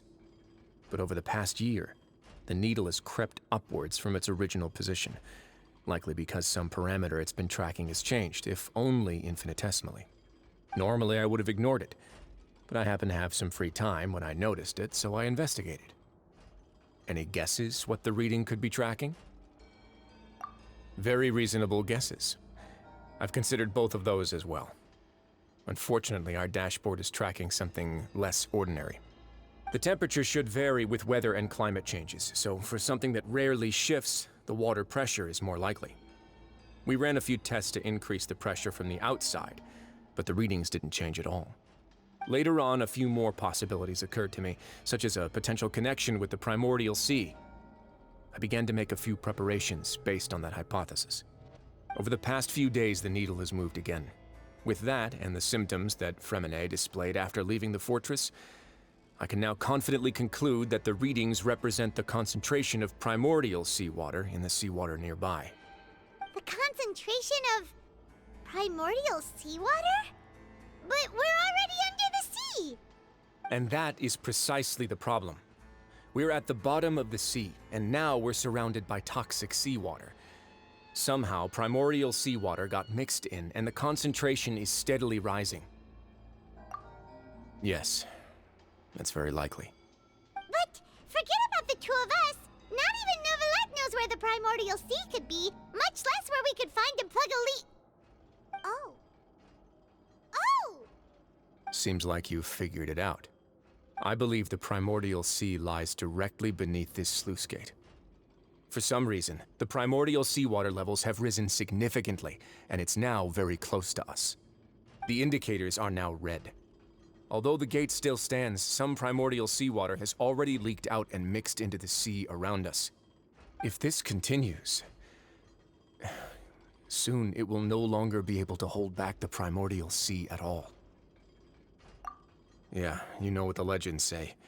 If this place falls, then everyone in Fontaine will be turned into puddles in the span of a night. But that's just too weird! Why would the Fortress of Meripede be built right above a sluice gate for the primordial sea? Who built this place anyway? Your expression tells me you think this might be part of a vast, complicated conspiracy. To be honest, you might find the actual answer may be exceedingly boring. It's just that the secret of the Forbidden Zone had been long forgotten by the nation before I rediscovered it with my research. There's no single founder of the Fortress of Meripede in any traditional sense. What we know about its history has been left to us by the people who used to live here. When the previous Hydro Archon, Egeria, ruled the land, all convicted criminals from Fontaine were exiled. The people drove the criminals away like a wolf pack chasing away the banished. The criminals received no sympathy of any kind from the people. They were exiled to the desolate seaside, where they experienced only pain, struggle, and the bone-chilling cold. Some of them began to repent, and prayed to the Hydro Archon, asking if there was still anything they could do. The Hydro Archon took pity on them, and said, "You may go guard my secret, deep underneath the waves." And so, leaning on the power of the Hydro Archon, they gathered underneath the sea and began to build a fortress. They became a community down there in the deeps, and over the years helped it to grow. As the number of exiles increased, more and more people joined the community.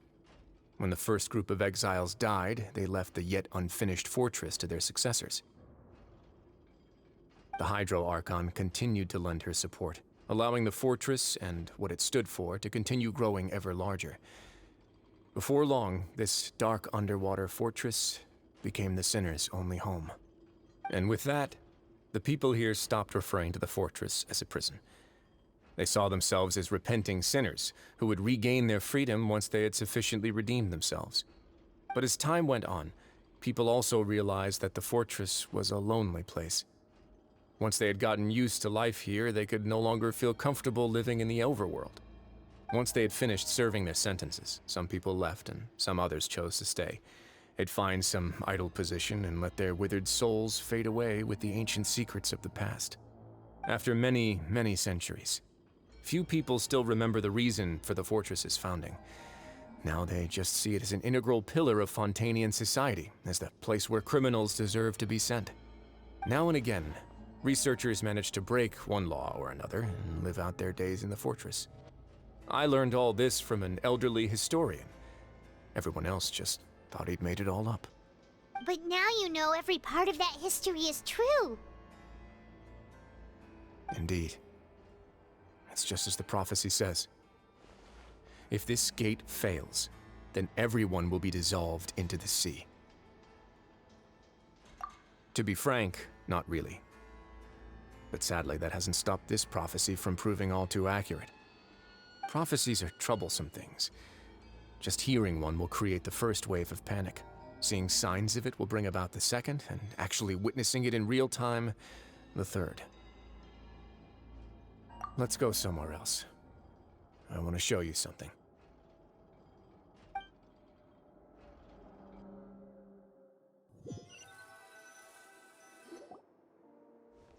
This is it. Your Grace, perfect timing. The results from our last round of experiments have... Wait, Jurier, he's not alone! Huh? Lorvine and Jurier? No need to panic, you two. I've already told them about our plan. What? After you warned us not to tell a single soul about any of this? I'm skeptical as well.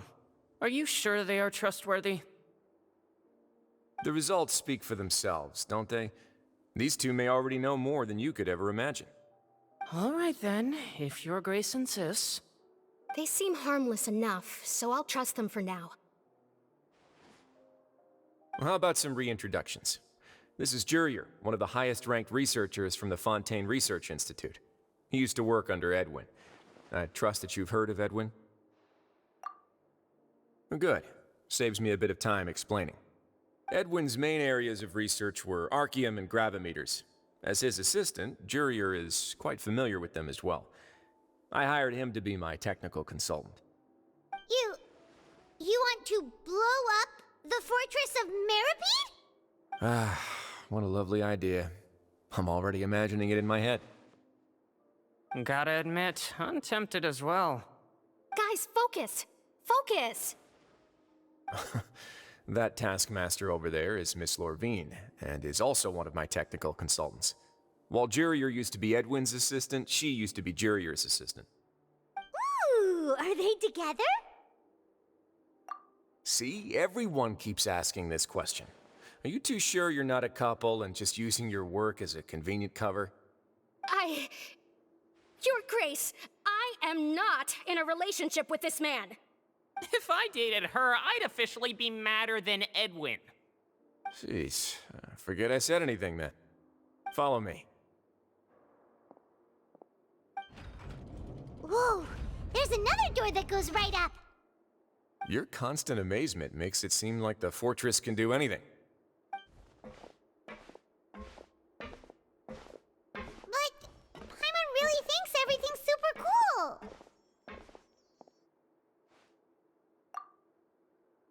Well, let's spice it up a bit. And here you go.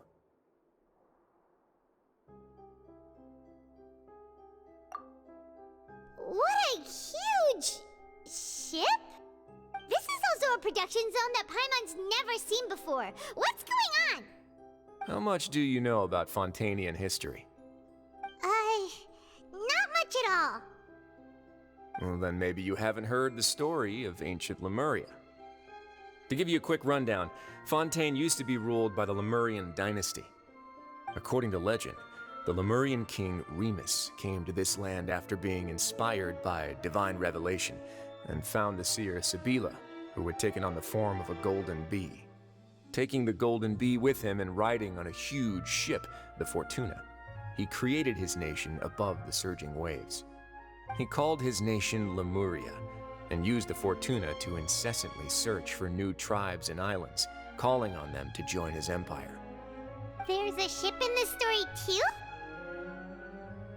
Where there's water, there'll be ships. People believe that hope can always be found at the end of a voyage. Do you believe that too? To a point, I think. As you've already seen, I have a whole factory's worth of labor, materials, and technology at my disposal. Certainly can't hurt to give it a try. So the moment I began to speculate that the Primordial Sea might lie underneath the gate, I also began this project. Were you inspired by the legendary Fortuna? Maybe. Fontainians need something to hold on to cope with the impending disaster. Were the workers to find out the truth behind this ship, riots would destroy the fortress faster than any catastrophe. As the fortress's administrator, I'd never make such a reckless call. All right, that's enough talking for now. I'll need another 3 cups of tea to soothe my throat. Do you have any other questions? Seems like you're good. Come on, I'll take you back.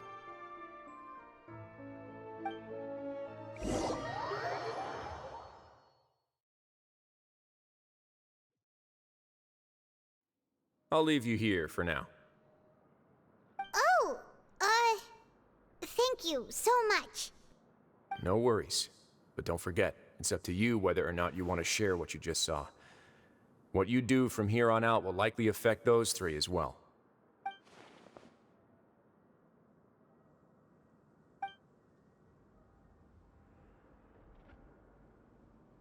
Yeah, we'll put a lot of thought into it for sure. Great. I look forward to what happens next.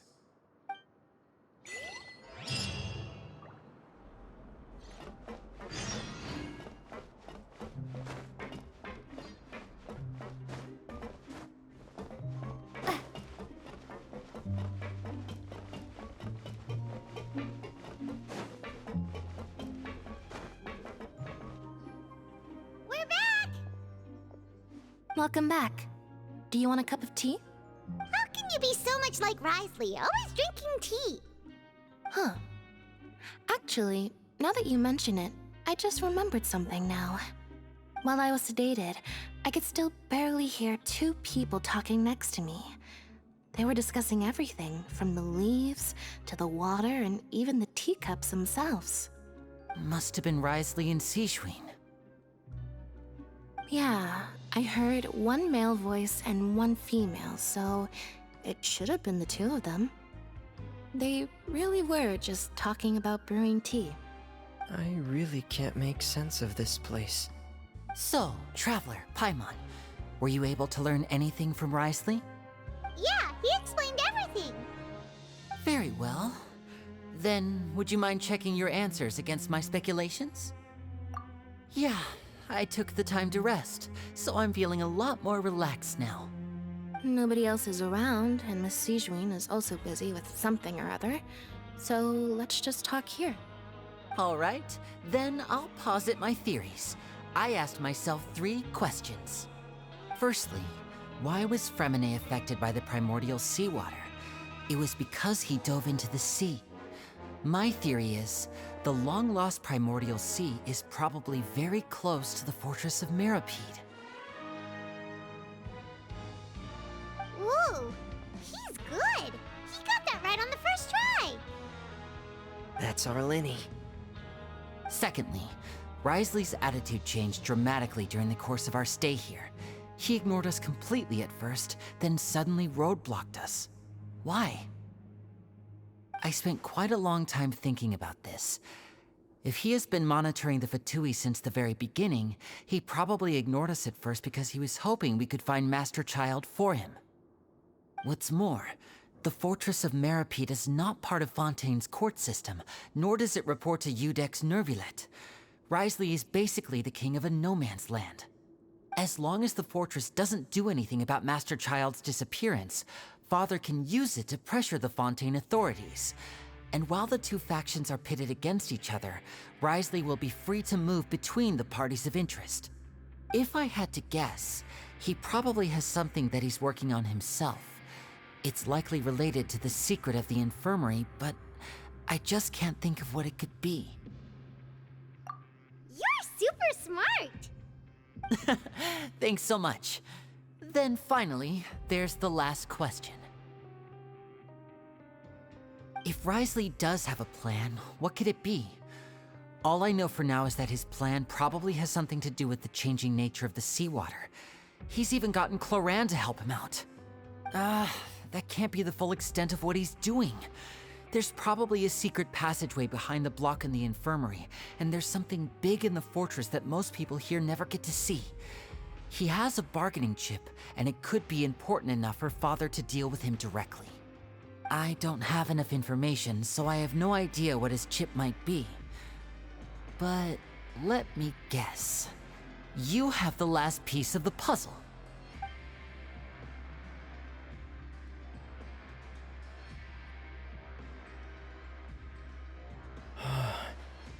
I can't believe it. The sea will engulf everyone. Just like the prophecy said. Could Wriothesley have wanted to meet Father to figure out a way to deal with this crisis? If you remember, I once mentioned that Father sees the House of the Hearth as her base of operations, and she truly wants to resolve the crisis. But how could Wriothesley have known that? Or perhaps he didn't know, and just wanted to bring Father over to his side? Which could be why he said he just wanted to negotiate. Yeah, that makes sense to me. I understand your concerns as well, Traveler. I'll figure out a way to pass this on to our father. No matter what, we're on your side. The two of you have already aided us far too much. We probably wouldn't be standing here right now if not for you. If you ever need anything else going forward, please come to the House of the Hearth at any time. Though you may not share the sentiment, after all that we've gone through together, the three of us basically see you as family now. You have my gratitude. Thank you for protecting Lenny when it really mattered. And thank you for sharing the secrets of the fortress with us. We didn't think you were going to do it. Why are you being so formal all of a sudden? Given your strength, you might not need our help at all. But if you are ever in danger, we will try our best to protect you. Aww, the sound of that makes Paimon feel all warm and safe inside.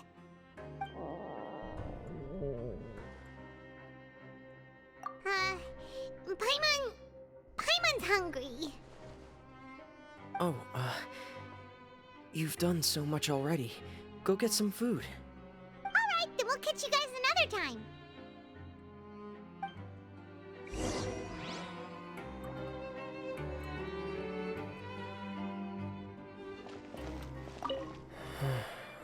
I feel like I should try to become someone more capable of helping.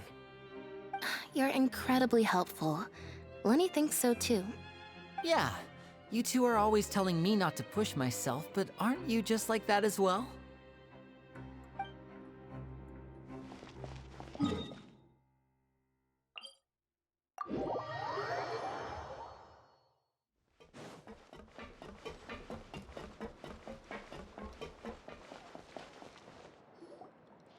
It's time for dinner.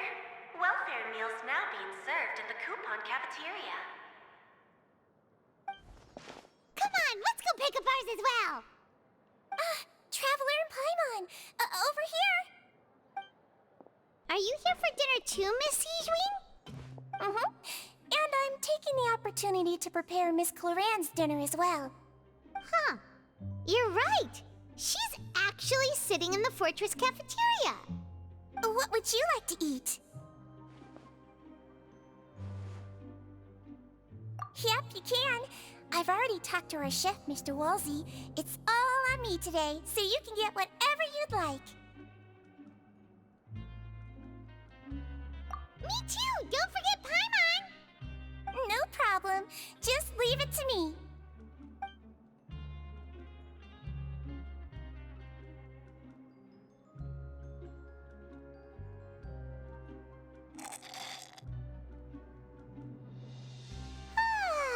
So delicious.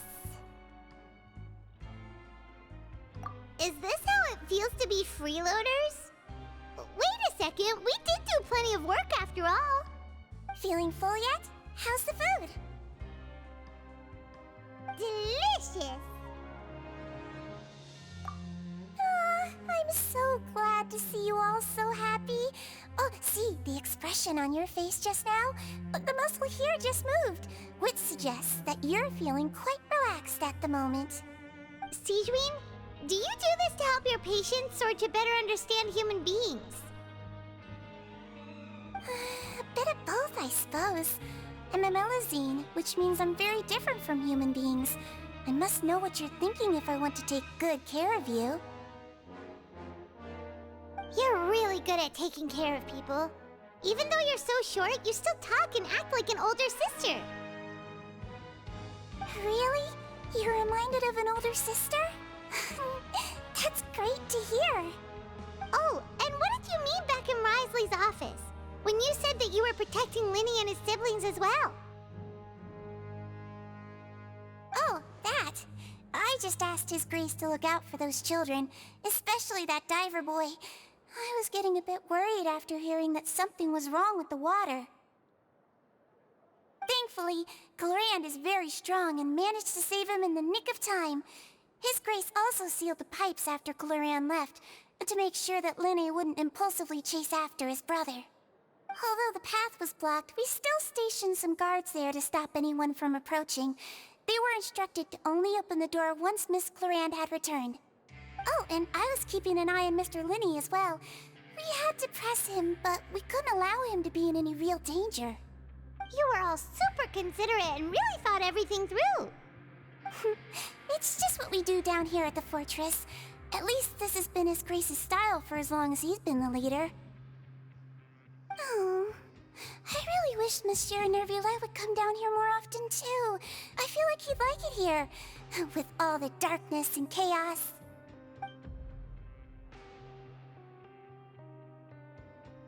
Get a good night's rest, you two. You both worked very hard.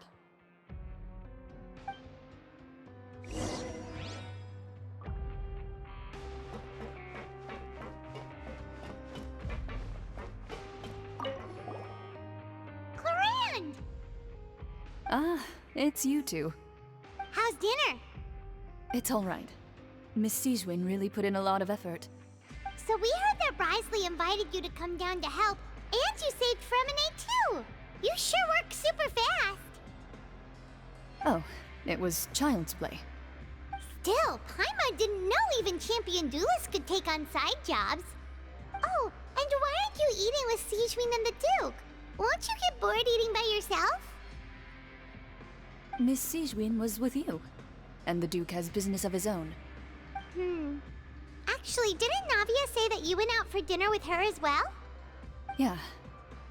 First time in a long time. First time in a long time? So you mean you've gone out to dinner with her in the past? In the past, yes. You seem to be enjoying yourselves here. Things will be getting messy at the fortress soon. Don't run around unnecessarily.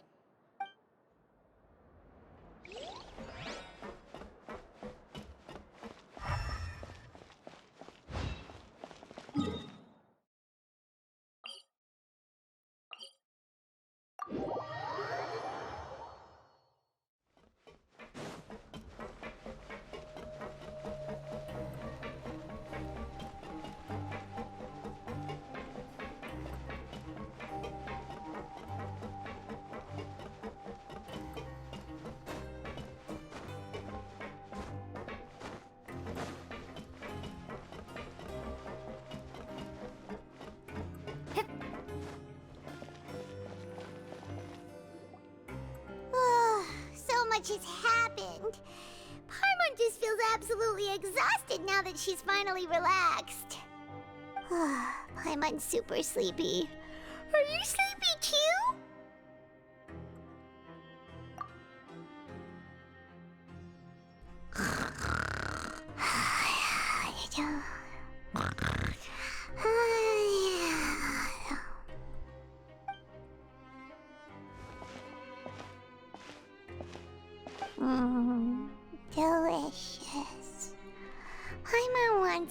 seconds for free.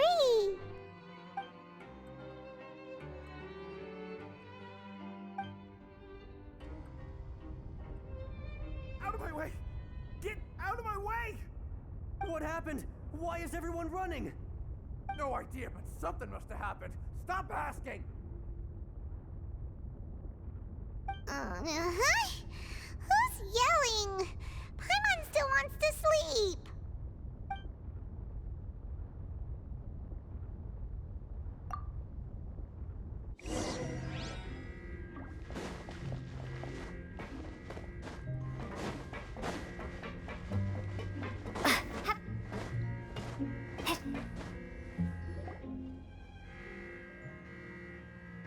What happened?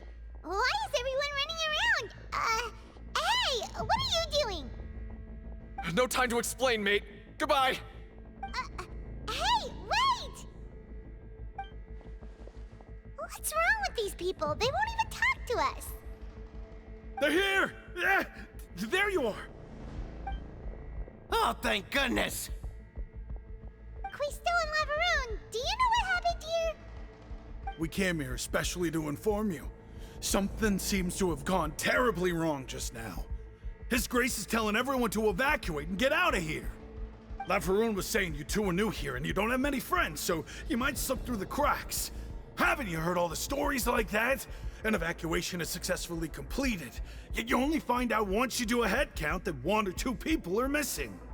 Wait, weren't you the one who brought that up? Why is it suddenly my idea? Hey, shut up! Okay, whatever. The point is, you should come with us. Yeah, he said to get as far away as possible, upwards and outwards. Oh no, it can't be that thing! Whoa, wait, what? What? Hey, where are you going? We have to go find the Duke! You two just go and get out! Go on without us! Hey, hey! Be careful! Attention! Please evacuate upwards and outwards, upwards and outwards. If you're already at the topmost layer, then try to move as far outwards as possible.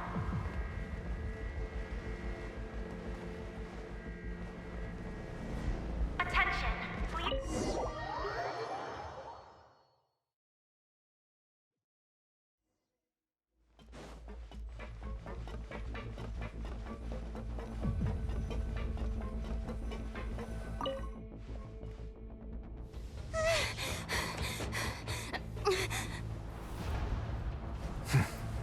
They're here. Just like I said. What happened?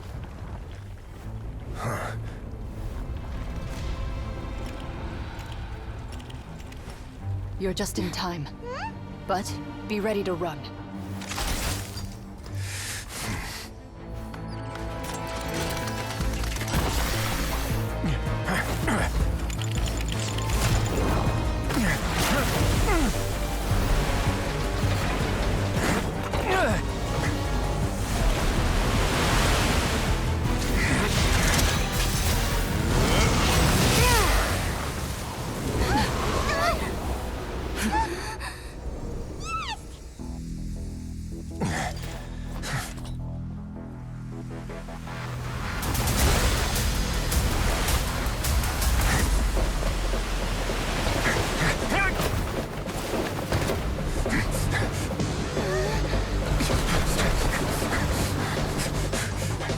Three, 2, 1.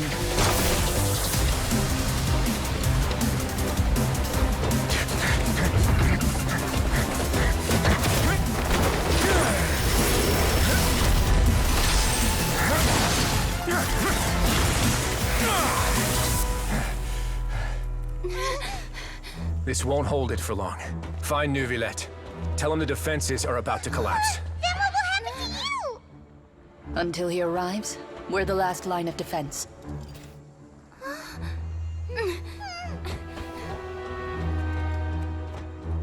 The gate. How long do you think it'll hold? That depends on us.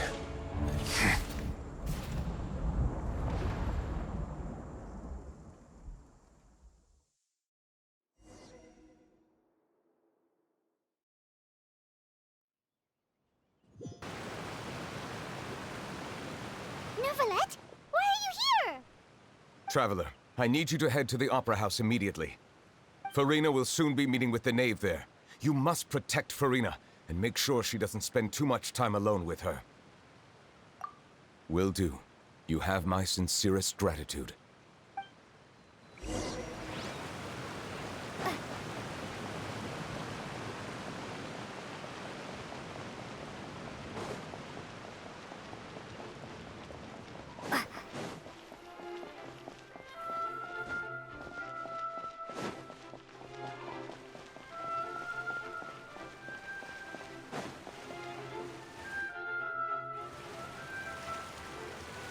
Look!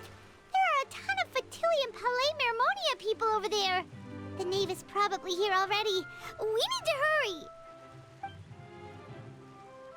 Are you two the Traveler and Paimon? Monsieur Nervalet has left instructions. Please follow me. Though I'm sure he's already explained, this should be a mostly cordial conversation, unlikely to give rise to violence. But it would be most appreciated if you could protect Lady Farina to the best of your abilities.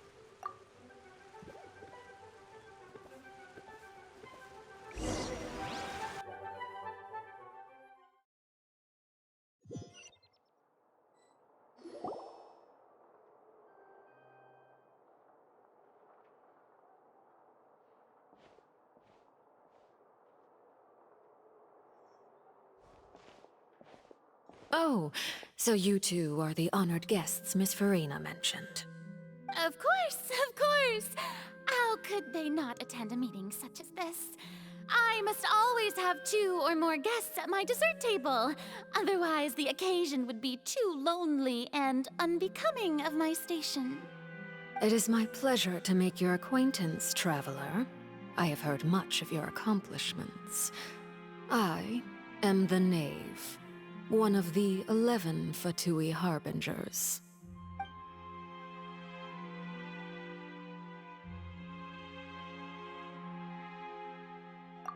I've already prepared seats for you. Come, sit beside me. Perhaps you two are unaware of how Miss Farina and I do things. You see, we actually recently agreed to get together for tea when we had the time. See this? This is a limited type of confectionery that Miss Farina simply adores. There are only 16 slices sold every day. Here, why don't you and Paimon have a taste?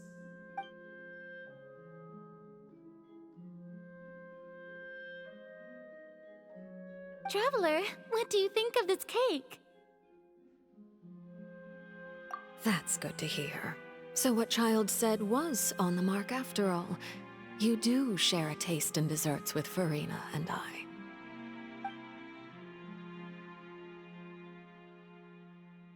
I wonder how he's doing nowadays. You must have heard, right? He's suddenly gone missing. I'm really worried about his safety, you know. Here's to hoping that he's an excellent swimmer.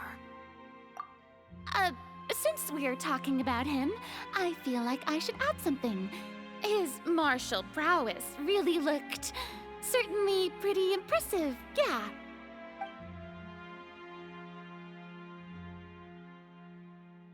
Oh, so you're also familiar with his aptitude for fighting, Miss Farina. Oh, right. I almost forgot. Child was subdued by Udex Neuvillette right in front of you. Against ordinary people, my colleague would never be on the back foot. But alas, he just never imagined he'd run into such a person. I must express my admiration for Monsieur Neuvillette. Coming from you, that's not surprising at all. But I thought you would be happier to hear the news. Of course, but it's still a bit of a shame. You see, I would have been far happier had I received this news somewhat earlier. As you well know, a long time has passed since Child disappeared.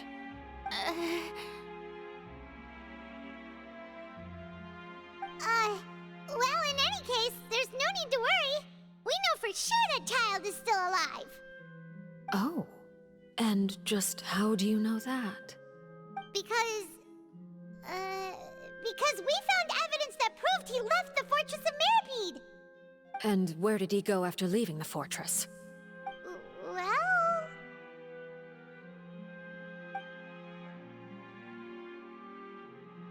The Fortress of Mirapede lies deep beneath the waves. Unless he pranced right out of the main gate, he must have had to swim for it. Do you have any proof that he surfaced safely?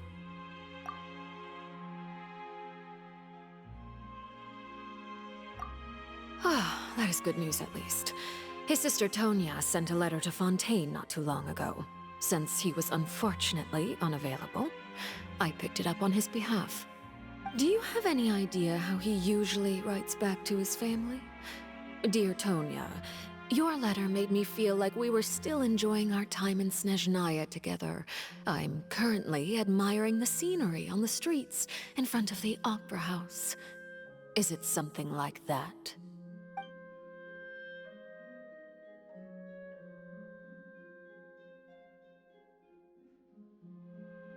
All letters tend to follow the same few formats anyway, right? As long as the contents are accurate, it doesn't matter so much how it's written or how it's worded. Huh? Hold on. The water in the teacup is shaking. I suppose this is also a sign of things to come, Miss Farina. Huh? I don't quite understand what you're trying to say.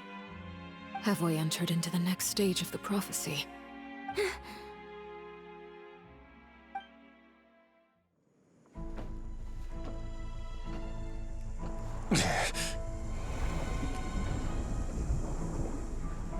My thanks to you both. I will take it from here.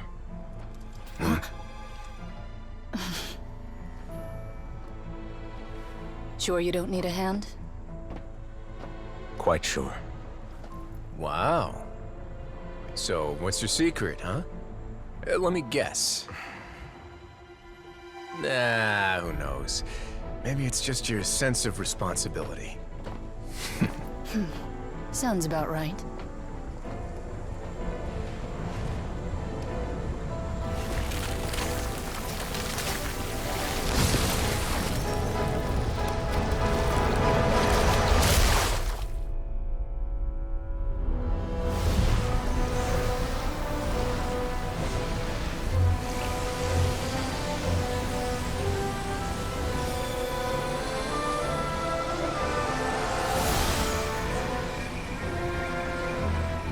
Day may come when the prophecy is fulfilled, and the waters burst forth.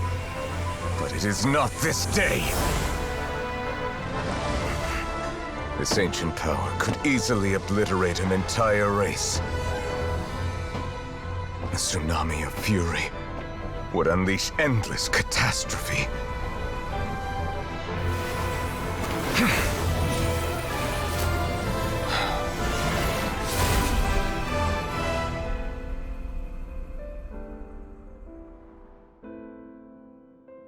This sentence is too severe. Forgive me for overruling it.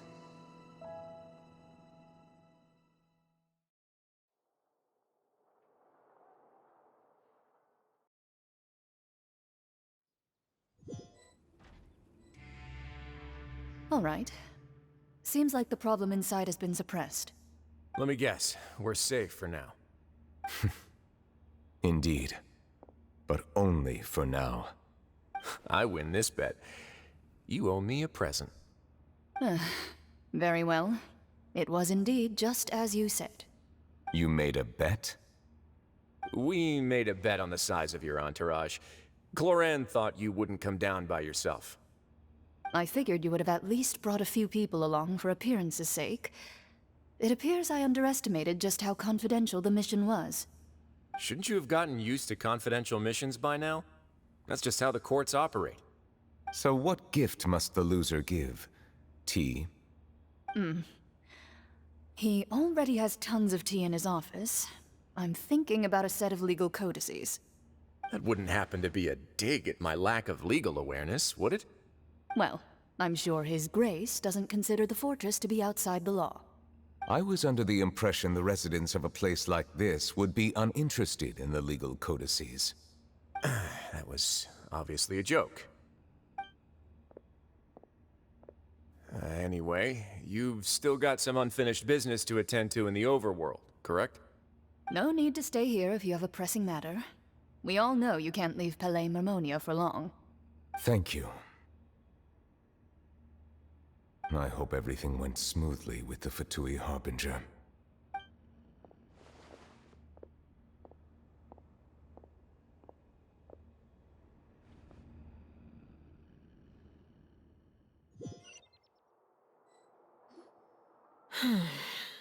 I must say, we've spent long enough playing house. Miss Farina, as the Hydro Archon, I am sure you understand the exact meaning of the phenomenon we just witnessed. Or should I say, that's what I originally thought. But looking at your expression, was I wrong? And you haven't a clue? What are you trying to say? At this point, I don't think there's any more need to speak as diplomatic representatives. Allow me to speak to you now as just a Fontainian. You know the prophecy by heart, and also that every part of it is being proven true. Yet, here you are, relaxing, drinking tea, and eating desserts as if it's all nothing more than a few stray bugs in your garden.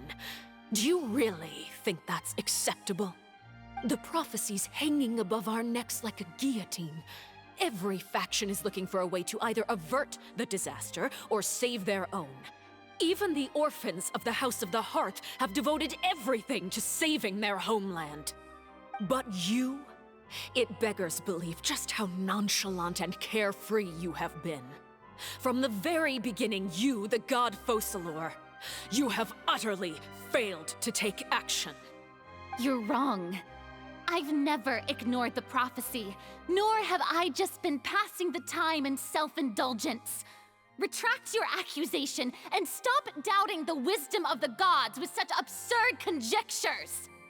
I am not alone in my doubts, you know. All the children of Fontaine may be harboring the exact same thoughts right now. Oh, great Hydro Archon. How are you going to save them? Save us? How are the people you've sworn to protect supposed to survive in a land that will soon disappear beneath the waves?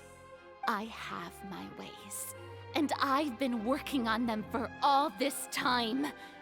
Even if you look down upon me, you have no right to judge me. Fontaine will be saved. Even if I still cannot see the true future right now, as long as I continue on as I am, I will be able to hold my head up high!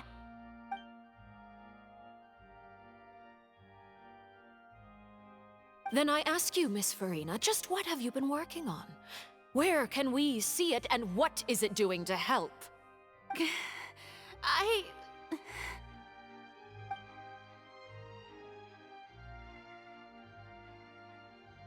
My machinations are just like the prophecy itself. They will only reveal themselves at the fated time. It is just that beings like yourselves are unable to perceive them as of yet. I see. As a god, the proof of your labor always lies beyond prying mortal eyes. Allow me to be so bold as to ask another way. Would it be possible for you to tell us the parts of your plan that are not confidential? Such as your emergency response plan for the impending disaster? An emergency response plan? Oh, that look in your eyes. Have you not even prepared one of those? The emergency response plan is also strictly confidential. Then allow me to jog your memory. Miss Farina, what is the purpose of your Oratrice Mécanique d'Analyse Cardinal?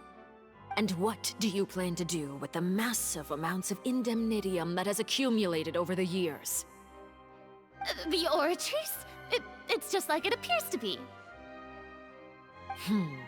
So you also have no idea. If I'm not mistaken, someone's using it to prepare for something. But unfortunately, it would seem that someone is not you, Miss Farina. I first caught wind of this when Linny tried to investigate the Oratrice in the Opera House. You see, even just getting close to the core contaminated him with an extremely large amount of indemnitium. But even if that had nothing to do with you, then what could you possibly be working on, oh great Hydro Archon? Oh, right. I almost forgot. Udex Neuvillette is not at the tea party with us today.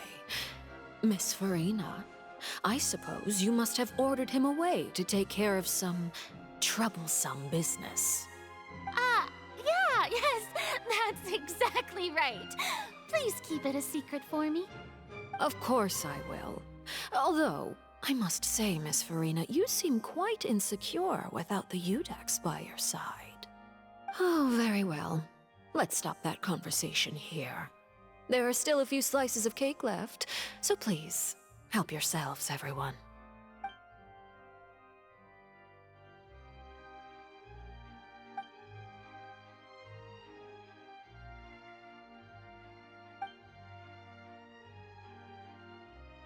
Traveler, I heard that you were recently commissioned to handle a few matters on behalf of the Udex. Why don't you take an extra slice of cake? Those who work hard deserve gratitude and praise. You too, Paimon. Thank you. Paimon will take you up on that offer.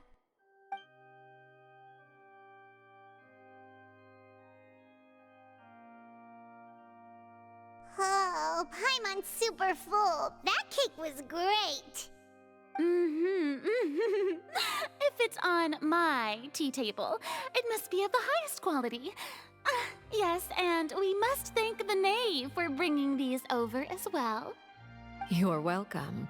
I'm sure the cake also felt greatly honored to be featured at Miss Farina's table. And I was merely catering to Miss Farina's tastes, seeking a chance to chat over tea. It is getting late. Why don't we call it a day? There are still a few matters that I need to take care of, so I must take my leave now. Very well. We'll end it here. Mind seeing me off, Traveler? We could use the opportunity to discuss Child before I must be on my way.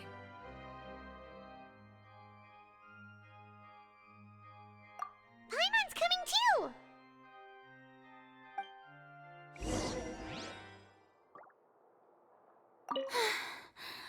The tea party turned out to be even more difficult than I'd imagined. Why are you looking at me like that? Is something the matter? If there's nothing urgent, then I shall be retiring for now.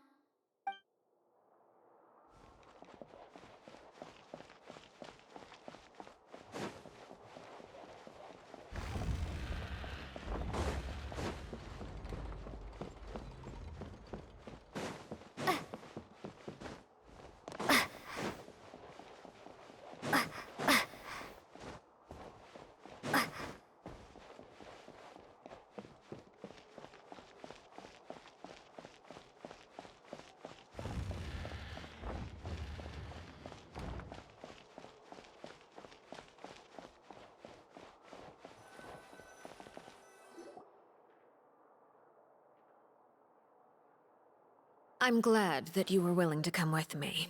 Of course, Child was just an excuse. I have no interest in your dealings with him.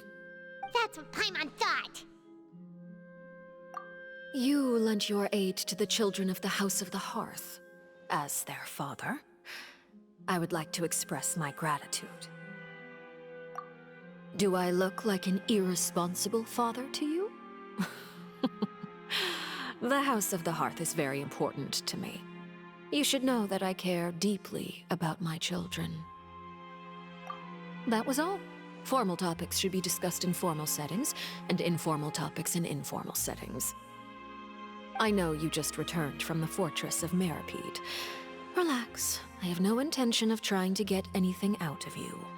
Linny, Lynette, and Fremine are still there, and I trust their judgment and abilities.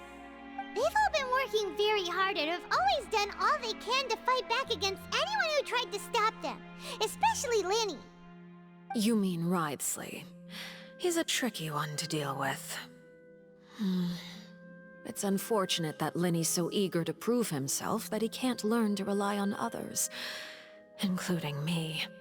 By the way, and you can just consider this a bit of idle gossip, but what's your impression of Furina? You are outside of our disputes, and the freest person in all of Fontaine, able to move around most easily. Allow me to share my perspective with you. And that's everything that happened during the trial. Master Child was declared guilty and immediately transported to the Fortress of Meropide. Didn't he say he was coming here on vacation? Does he not feel an ounce of shame for all the trouble he has caused?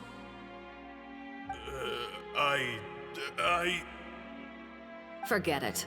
He did give us an opportunity. I will be meeting someone shortly. Do you require help with any preparations?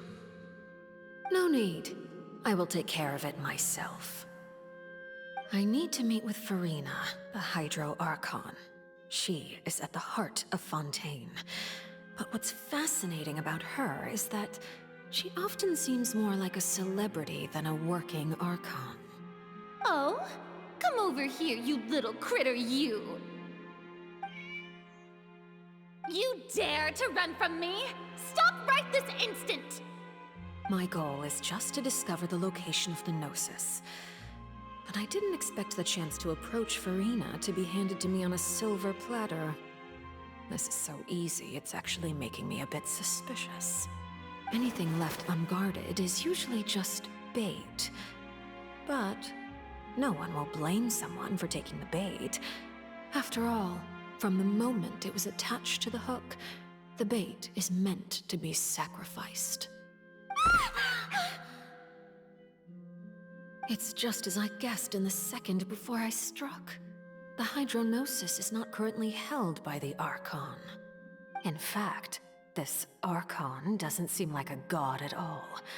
And I sense that she's under some kind of curse. Who are you? And what are you trying to do? Please don't kill me! I'm begging you, please! The fear in her pupils is genuine, so perhaps she's not bait after all. Either way, targeting her has lost all meaning.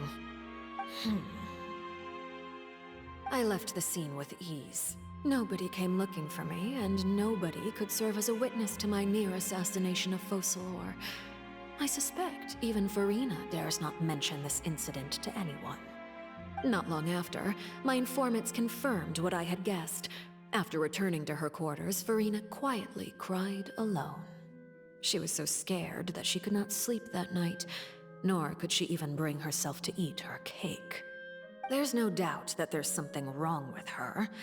I began to entertain the possibility that she is not the true Hydro Archon. Perhaps Iudex Neuvillette is actually the genuine article. I have to find the Gnosis. If the Neuvillette hypothesis is correct, he is probably in possession of it. Alternatively, it might have been hidden in a place that's hard for ordinary people to access. Yes, Father. My dear children, please speak. News from the Fortress of Meropide. Master Child has gone missing. On top of that, the contacts and guards we bribed at the fortress have all gone quiet as well. Probably the handiwork of that Wriothesley. I'm afraid so. This is a good opportunity. The value of a Harbinger is much higher than most would imagine. We now have an excuse to exert diplomatic pressure on the Fontaine authorities. Set up a meeting for me. I would like to meet the Hydro Archon and Iudex Neuvillette. Oh, and I have an additional mission for you three. Yes, Father. Tartaglia's disappearance was not a part of my plan, but I can use it to make a breakthrough. With this as my excuse, I can ask for an official audience, and continue my investigation of Farina and Udex Neuvillette. The initiative belongs to the House of the Hearth. My wish to investigate the fortress of Meripede will be a front. Lenny and his group will be responsible for the actual intelligence gathering.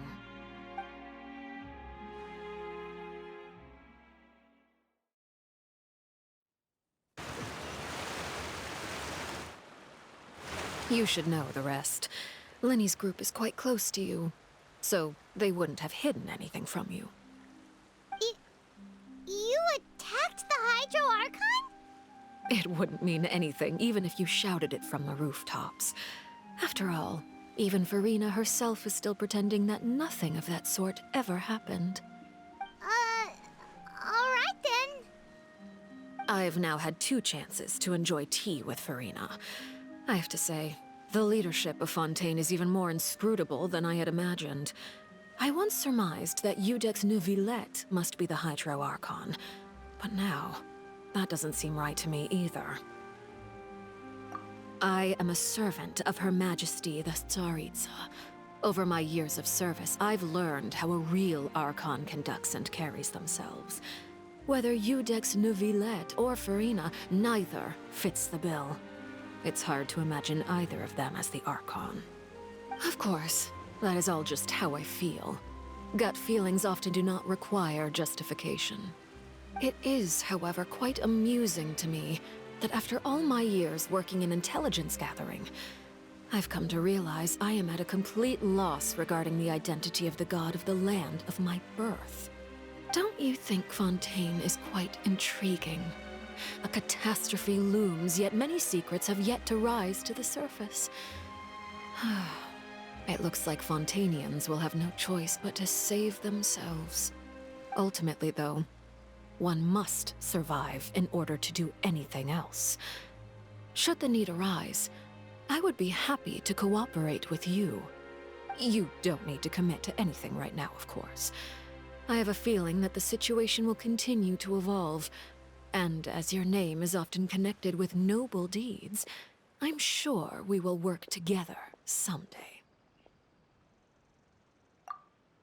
He certainly returned quickly. You must want to catch up with each other, so I'll leave you to him.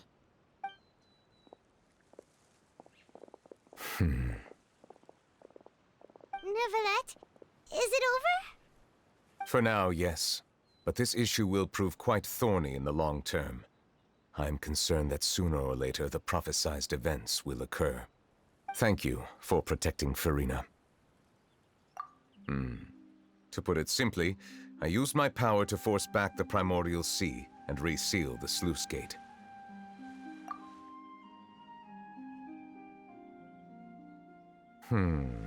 So as expected, the Knave has turned up the pressure on Farina.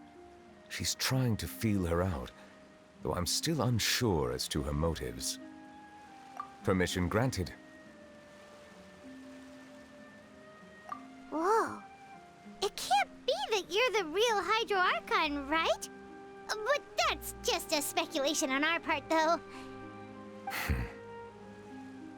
You can't tell us? Then that's okay. We can talk about something else. We won't try to force you. You guys in Fontaine are super strange. If by the phrase, "you guys," you are referring to Farina and I, then although I'm not sure just what you are trying to imply, I must clarify that I do not share her positions on a multitude of topics. I believe so. The fortress has a long and complex history. It has seen much grief and suffering. And now, another catastrophe will soon be upon us. I mourn this turn of events. Huh?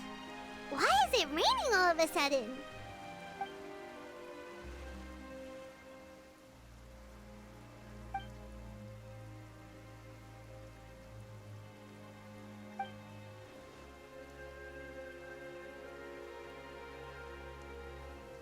You may be closer to the truth than you think. Oh? And what are you thinking? The dragon of... what? Huh?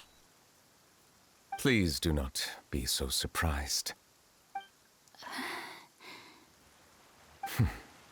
Farina?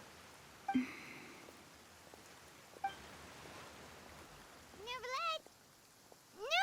are you listening? Ah, my apologies. We were just guessing randomly. We didn't guess right, did we? You're not actually the dragon sovereign of water, right? Well, if you don't want to confirm or deny... You guessed correctly. I sincerely hope you'll be able to keep this a secret for me. Right, of course. We'll definitely help you keep it a secret. There's still something Paimon wants to ask you, though. Please, go ahead. Well, if you are the dragon sovereign of water, and you were able to force back the primordial sea from the fortress, then since Fontaine's prophecy is all about seawater, couldn't you just use your power to solve the crisis? None of the currently living dragon sovereigns in the world, myself included, possess our full dragonhood. They say that when the first usurper arrived on Tivat, they seized a part of the dragon's power. Today, that stolen power is the basis of the Archon's authorities. There are 7 elemental Archons and 7 matching dragon sovereigns. The dragon sovereign of water who lived through that era perished a long time ago. As their successor, I know far less of that part of our ancient history. In any case, I believe I will not be able to do much unless the Archon disappears and returns their elemental authority to me. Given the status quo, however, I would recommend finding another way to deal with the prophecy. Oh, so even you can't solve it. I still have some urgent matters to attend to at my office. If you have any more questions regarding ancient history, you are welcome to discuss them with me at a later time. Please go right ahead. There's a place that Paimon wants to go too. Traveler, why don't we pay another visit to the Fortress of Meropide? Paimon is a little worried. We'll see you another time. Take care.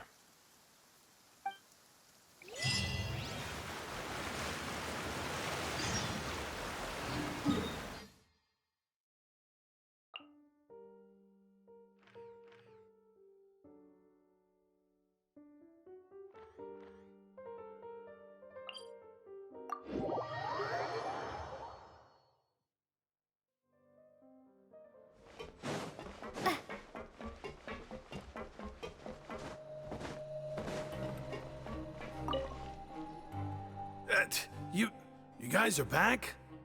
Quisto! Lavaroon! You guys didn't get caught and thrown back down here, right? Huh? No, not at all. And here I thought you'd managed to escape from jail during all the commotion. I'd held you up as legendary jailbreakers, but now you're telling me you just never left? We're sorry, but we just had some business to take care of. All right. There's no need to get caught up in the details. We're just relieved to see you. He was super worried about you, you know. Hey, it wasn't just me. Weren't you super worried as well?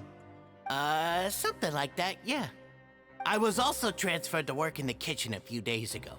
I can still hear Quisto mumbling to the carrots. Are those two all right? Do you think they made it out alive? Whenever he'd say that, I'd tell him I'm sure they're fine. Wherever they are, they're kicking back with drinks in hand, enjoying the lovely scenery. Hey, there's nothing wrong with worrying about your prison pals, is there? I mean, considering how they always love listening to all my gossip.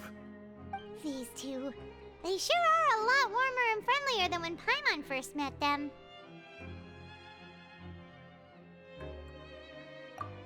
Oh, well, if you say so. I'll be watching you to make sure you finish every last bite.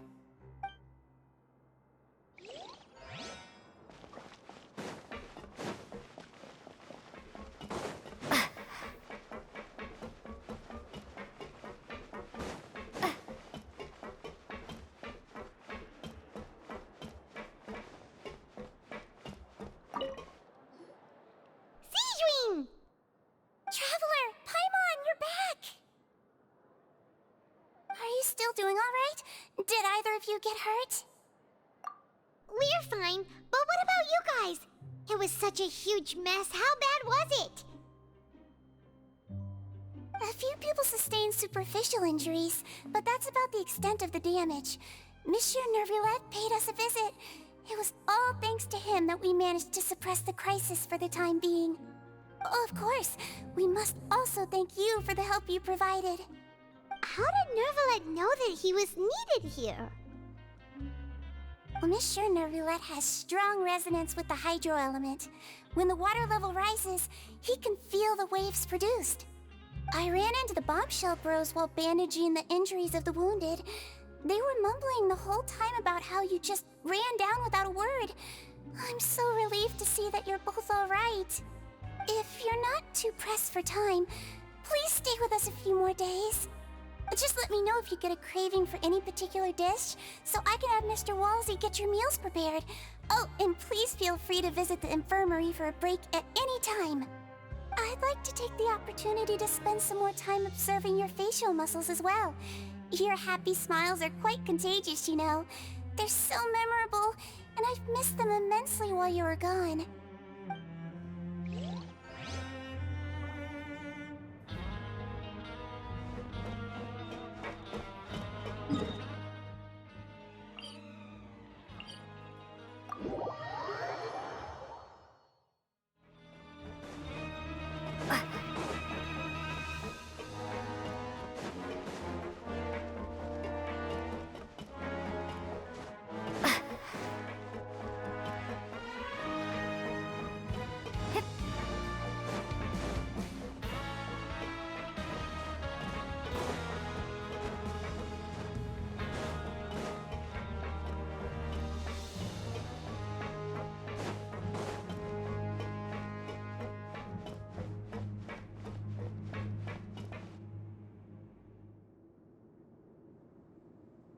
Now guess, what suit will this next card be? A bare-teeth cat? Well, well, look who it is. Traveler, Paimon. Hello, everyone. Looks like you're recovering nicely from it, eh? Mm-hmm. Thanks to everyone's support. Oh, right. I managed to work up the courage to thank Miss Clarant in person. Whoa, how did she react? She told me that it was nothing. It was as if saving a life wasn't a big deal to her at all. She also told me not to worry about it. She didn't want to stress you out, that's all. She's right, and it's best not to dwell on it. Yeah. Okay, but check this out. We went back to the opera house and we met the knave. You met Father? Did she say anything to you? She said a few things that were, a bit hard to understand. And also that she's looking forward to working with us in the future. Her attitude towards you is even better than what we'd imagined. That's fantastic. You should believe her. She has her own way of doing things, and she'll do everything in her power to help those she considers close, which now might also include you. Mm-hmm. Father is very capable, and also trustworthy. Oh, Paimon just remembered that she thought Lenny was a bit too proud as well. She said that you should learn how to rely on others sometimes. Got it. Huh. That does sound like something that Father would say. Hey! Are you going to stay here for the next few days? Looks like it, yeah. Excellent. I will host a tea party. For real? Then Paimon wants another serving of cake. Another implies that you were already served some delicious cake while you were up there. How lovely. Well, next time, you're going to have tea and snacks with us.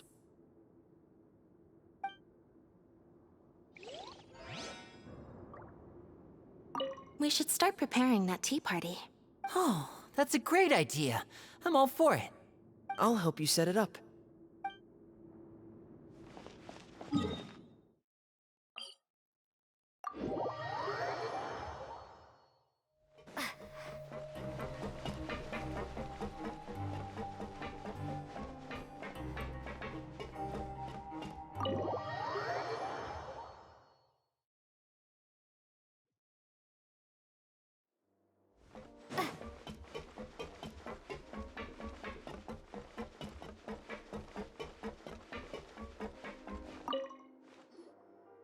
Warrior?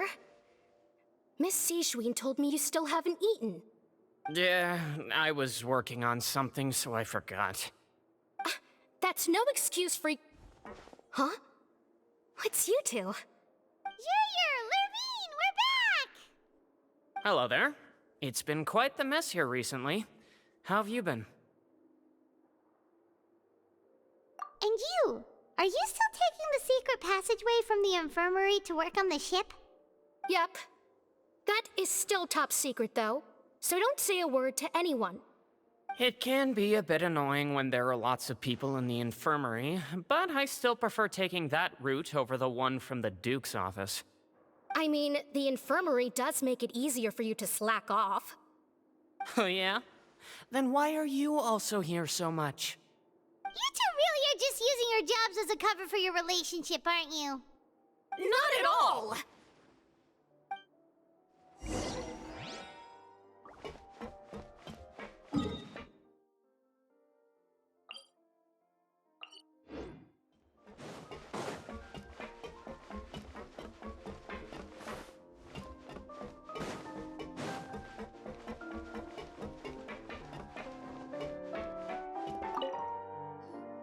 Do my eyes deceive me, or did I just see two inmates come back after making it to the surface? Some strange winds blowing of late. We wanted to see how the fortress is doing. Is everything still alright? We're fine, for the most part. Neuvillette came down and took care of the worst of it. If that's the case, why don't you just ask him to stay here? Oh, yeah, what a brilliant plan. Let's go convince the Udex himself to exchange the courts of Fontaine for a puddle of water in the middle of nowhere. He came here in a hurry and left without even stopping for a cup of tea. He did remember to take Miss Sijween's gift with him, though. He sure sounds super busy. Miss Cloran has left as well. She also took her gift from Miss Sijween. Were the gifts milkshakes? Neuvillette got the milkshake. Clorand received lipstick instead. Those aren't even remotely alike. Well, it's Neuvillette's own fault for making Sijween worried about his health by working so much. But besides that, our head nurse is still pretty fond of picking out beauty products for the ladies. Oh, and I have some gifts here for you as well. Are these from Sijween too? Nope, they're from yours truly. You've already wrapped up your work at the fortress, so you can return to the surface at any time. You haven't yet served your full prison term, however, so you may continue to use your cell until your term is up. For real? Then we could stay here for a really long time? You may access the cafeteria for free. Hooray! Just remember to come complete your paperwork once it's time for your release.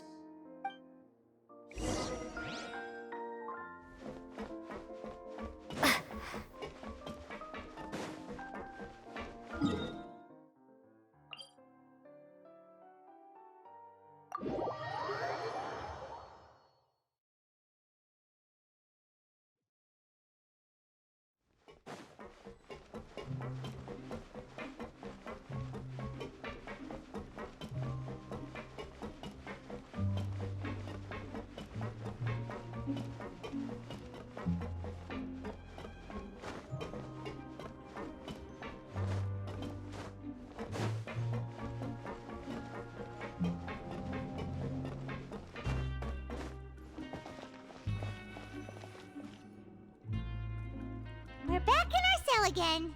We're no longer prisoners, though, so it really doesn't feel the same. Being free sure feels pretty special now. Huh? How did you know? Hey, that's not true! All right. Okay, Paimon just wanted to say that we really are an amazing duo after all.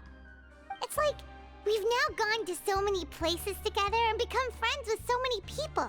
We've never stopped traveling or stopped meeting new friends. There are so many bad things in the world, and we're just two people, but we've still been solving problems no matter where we go. Isn't that pretty cool?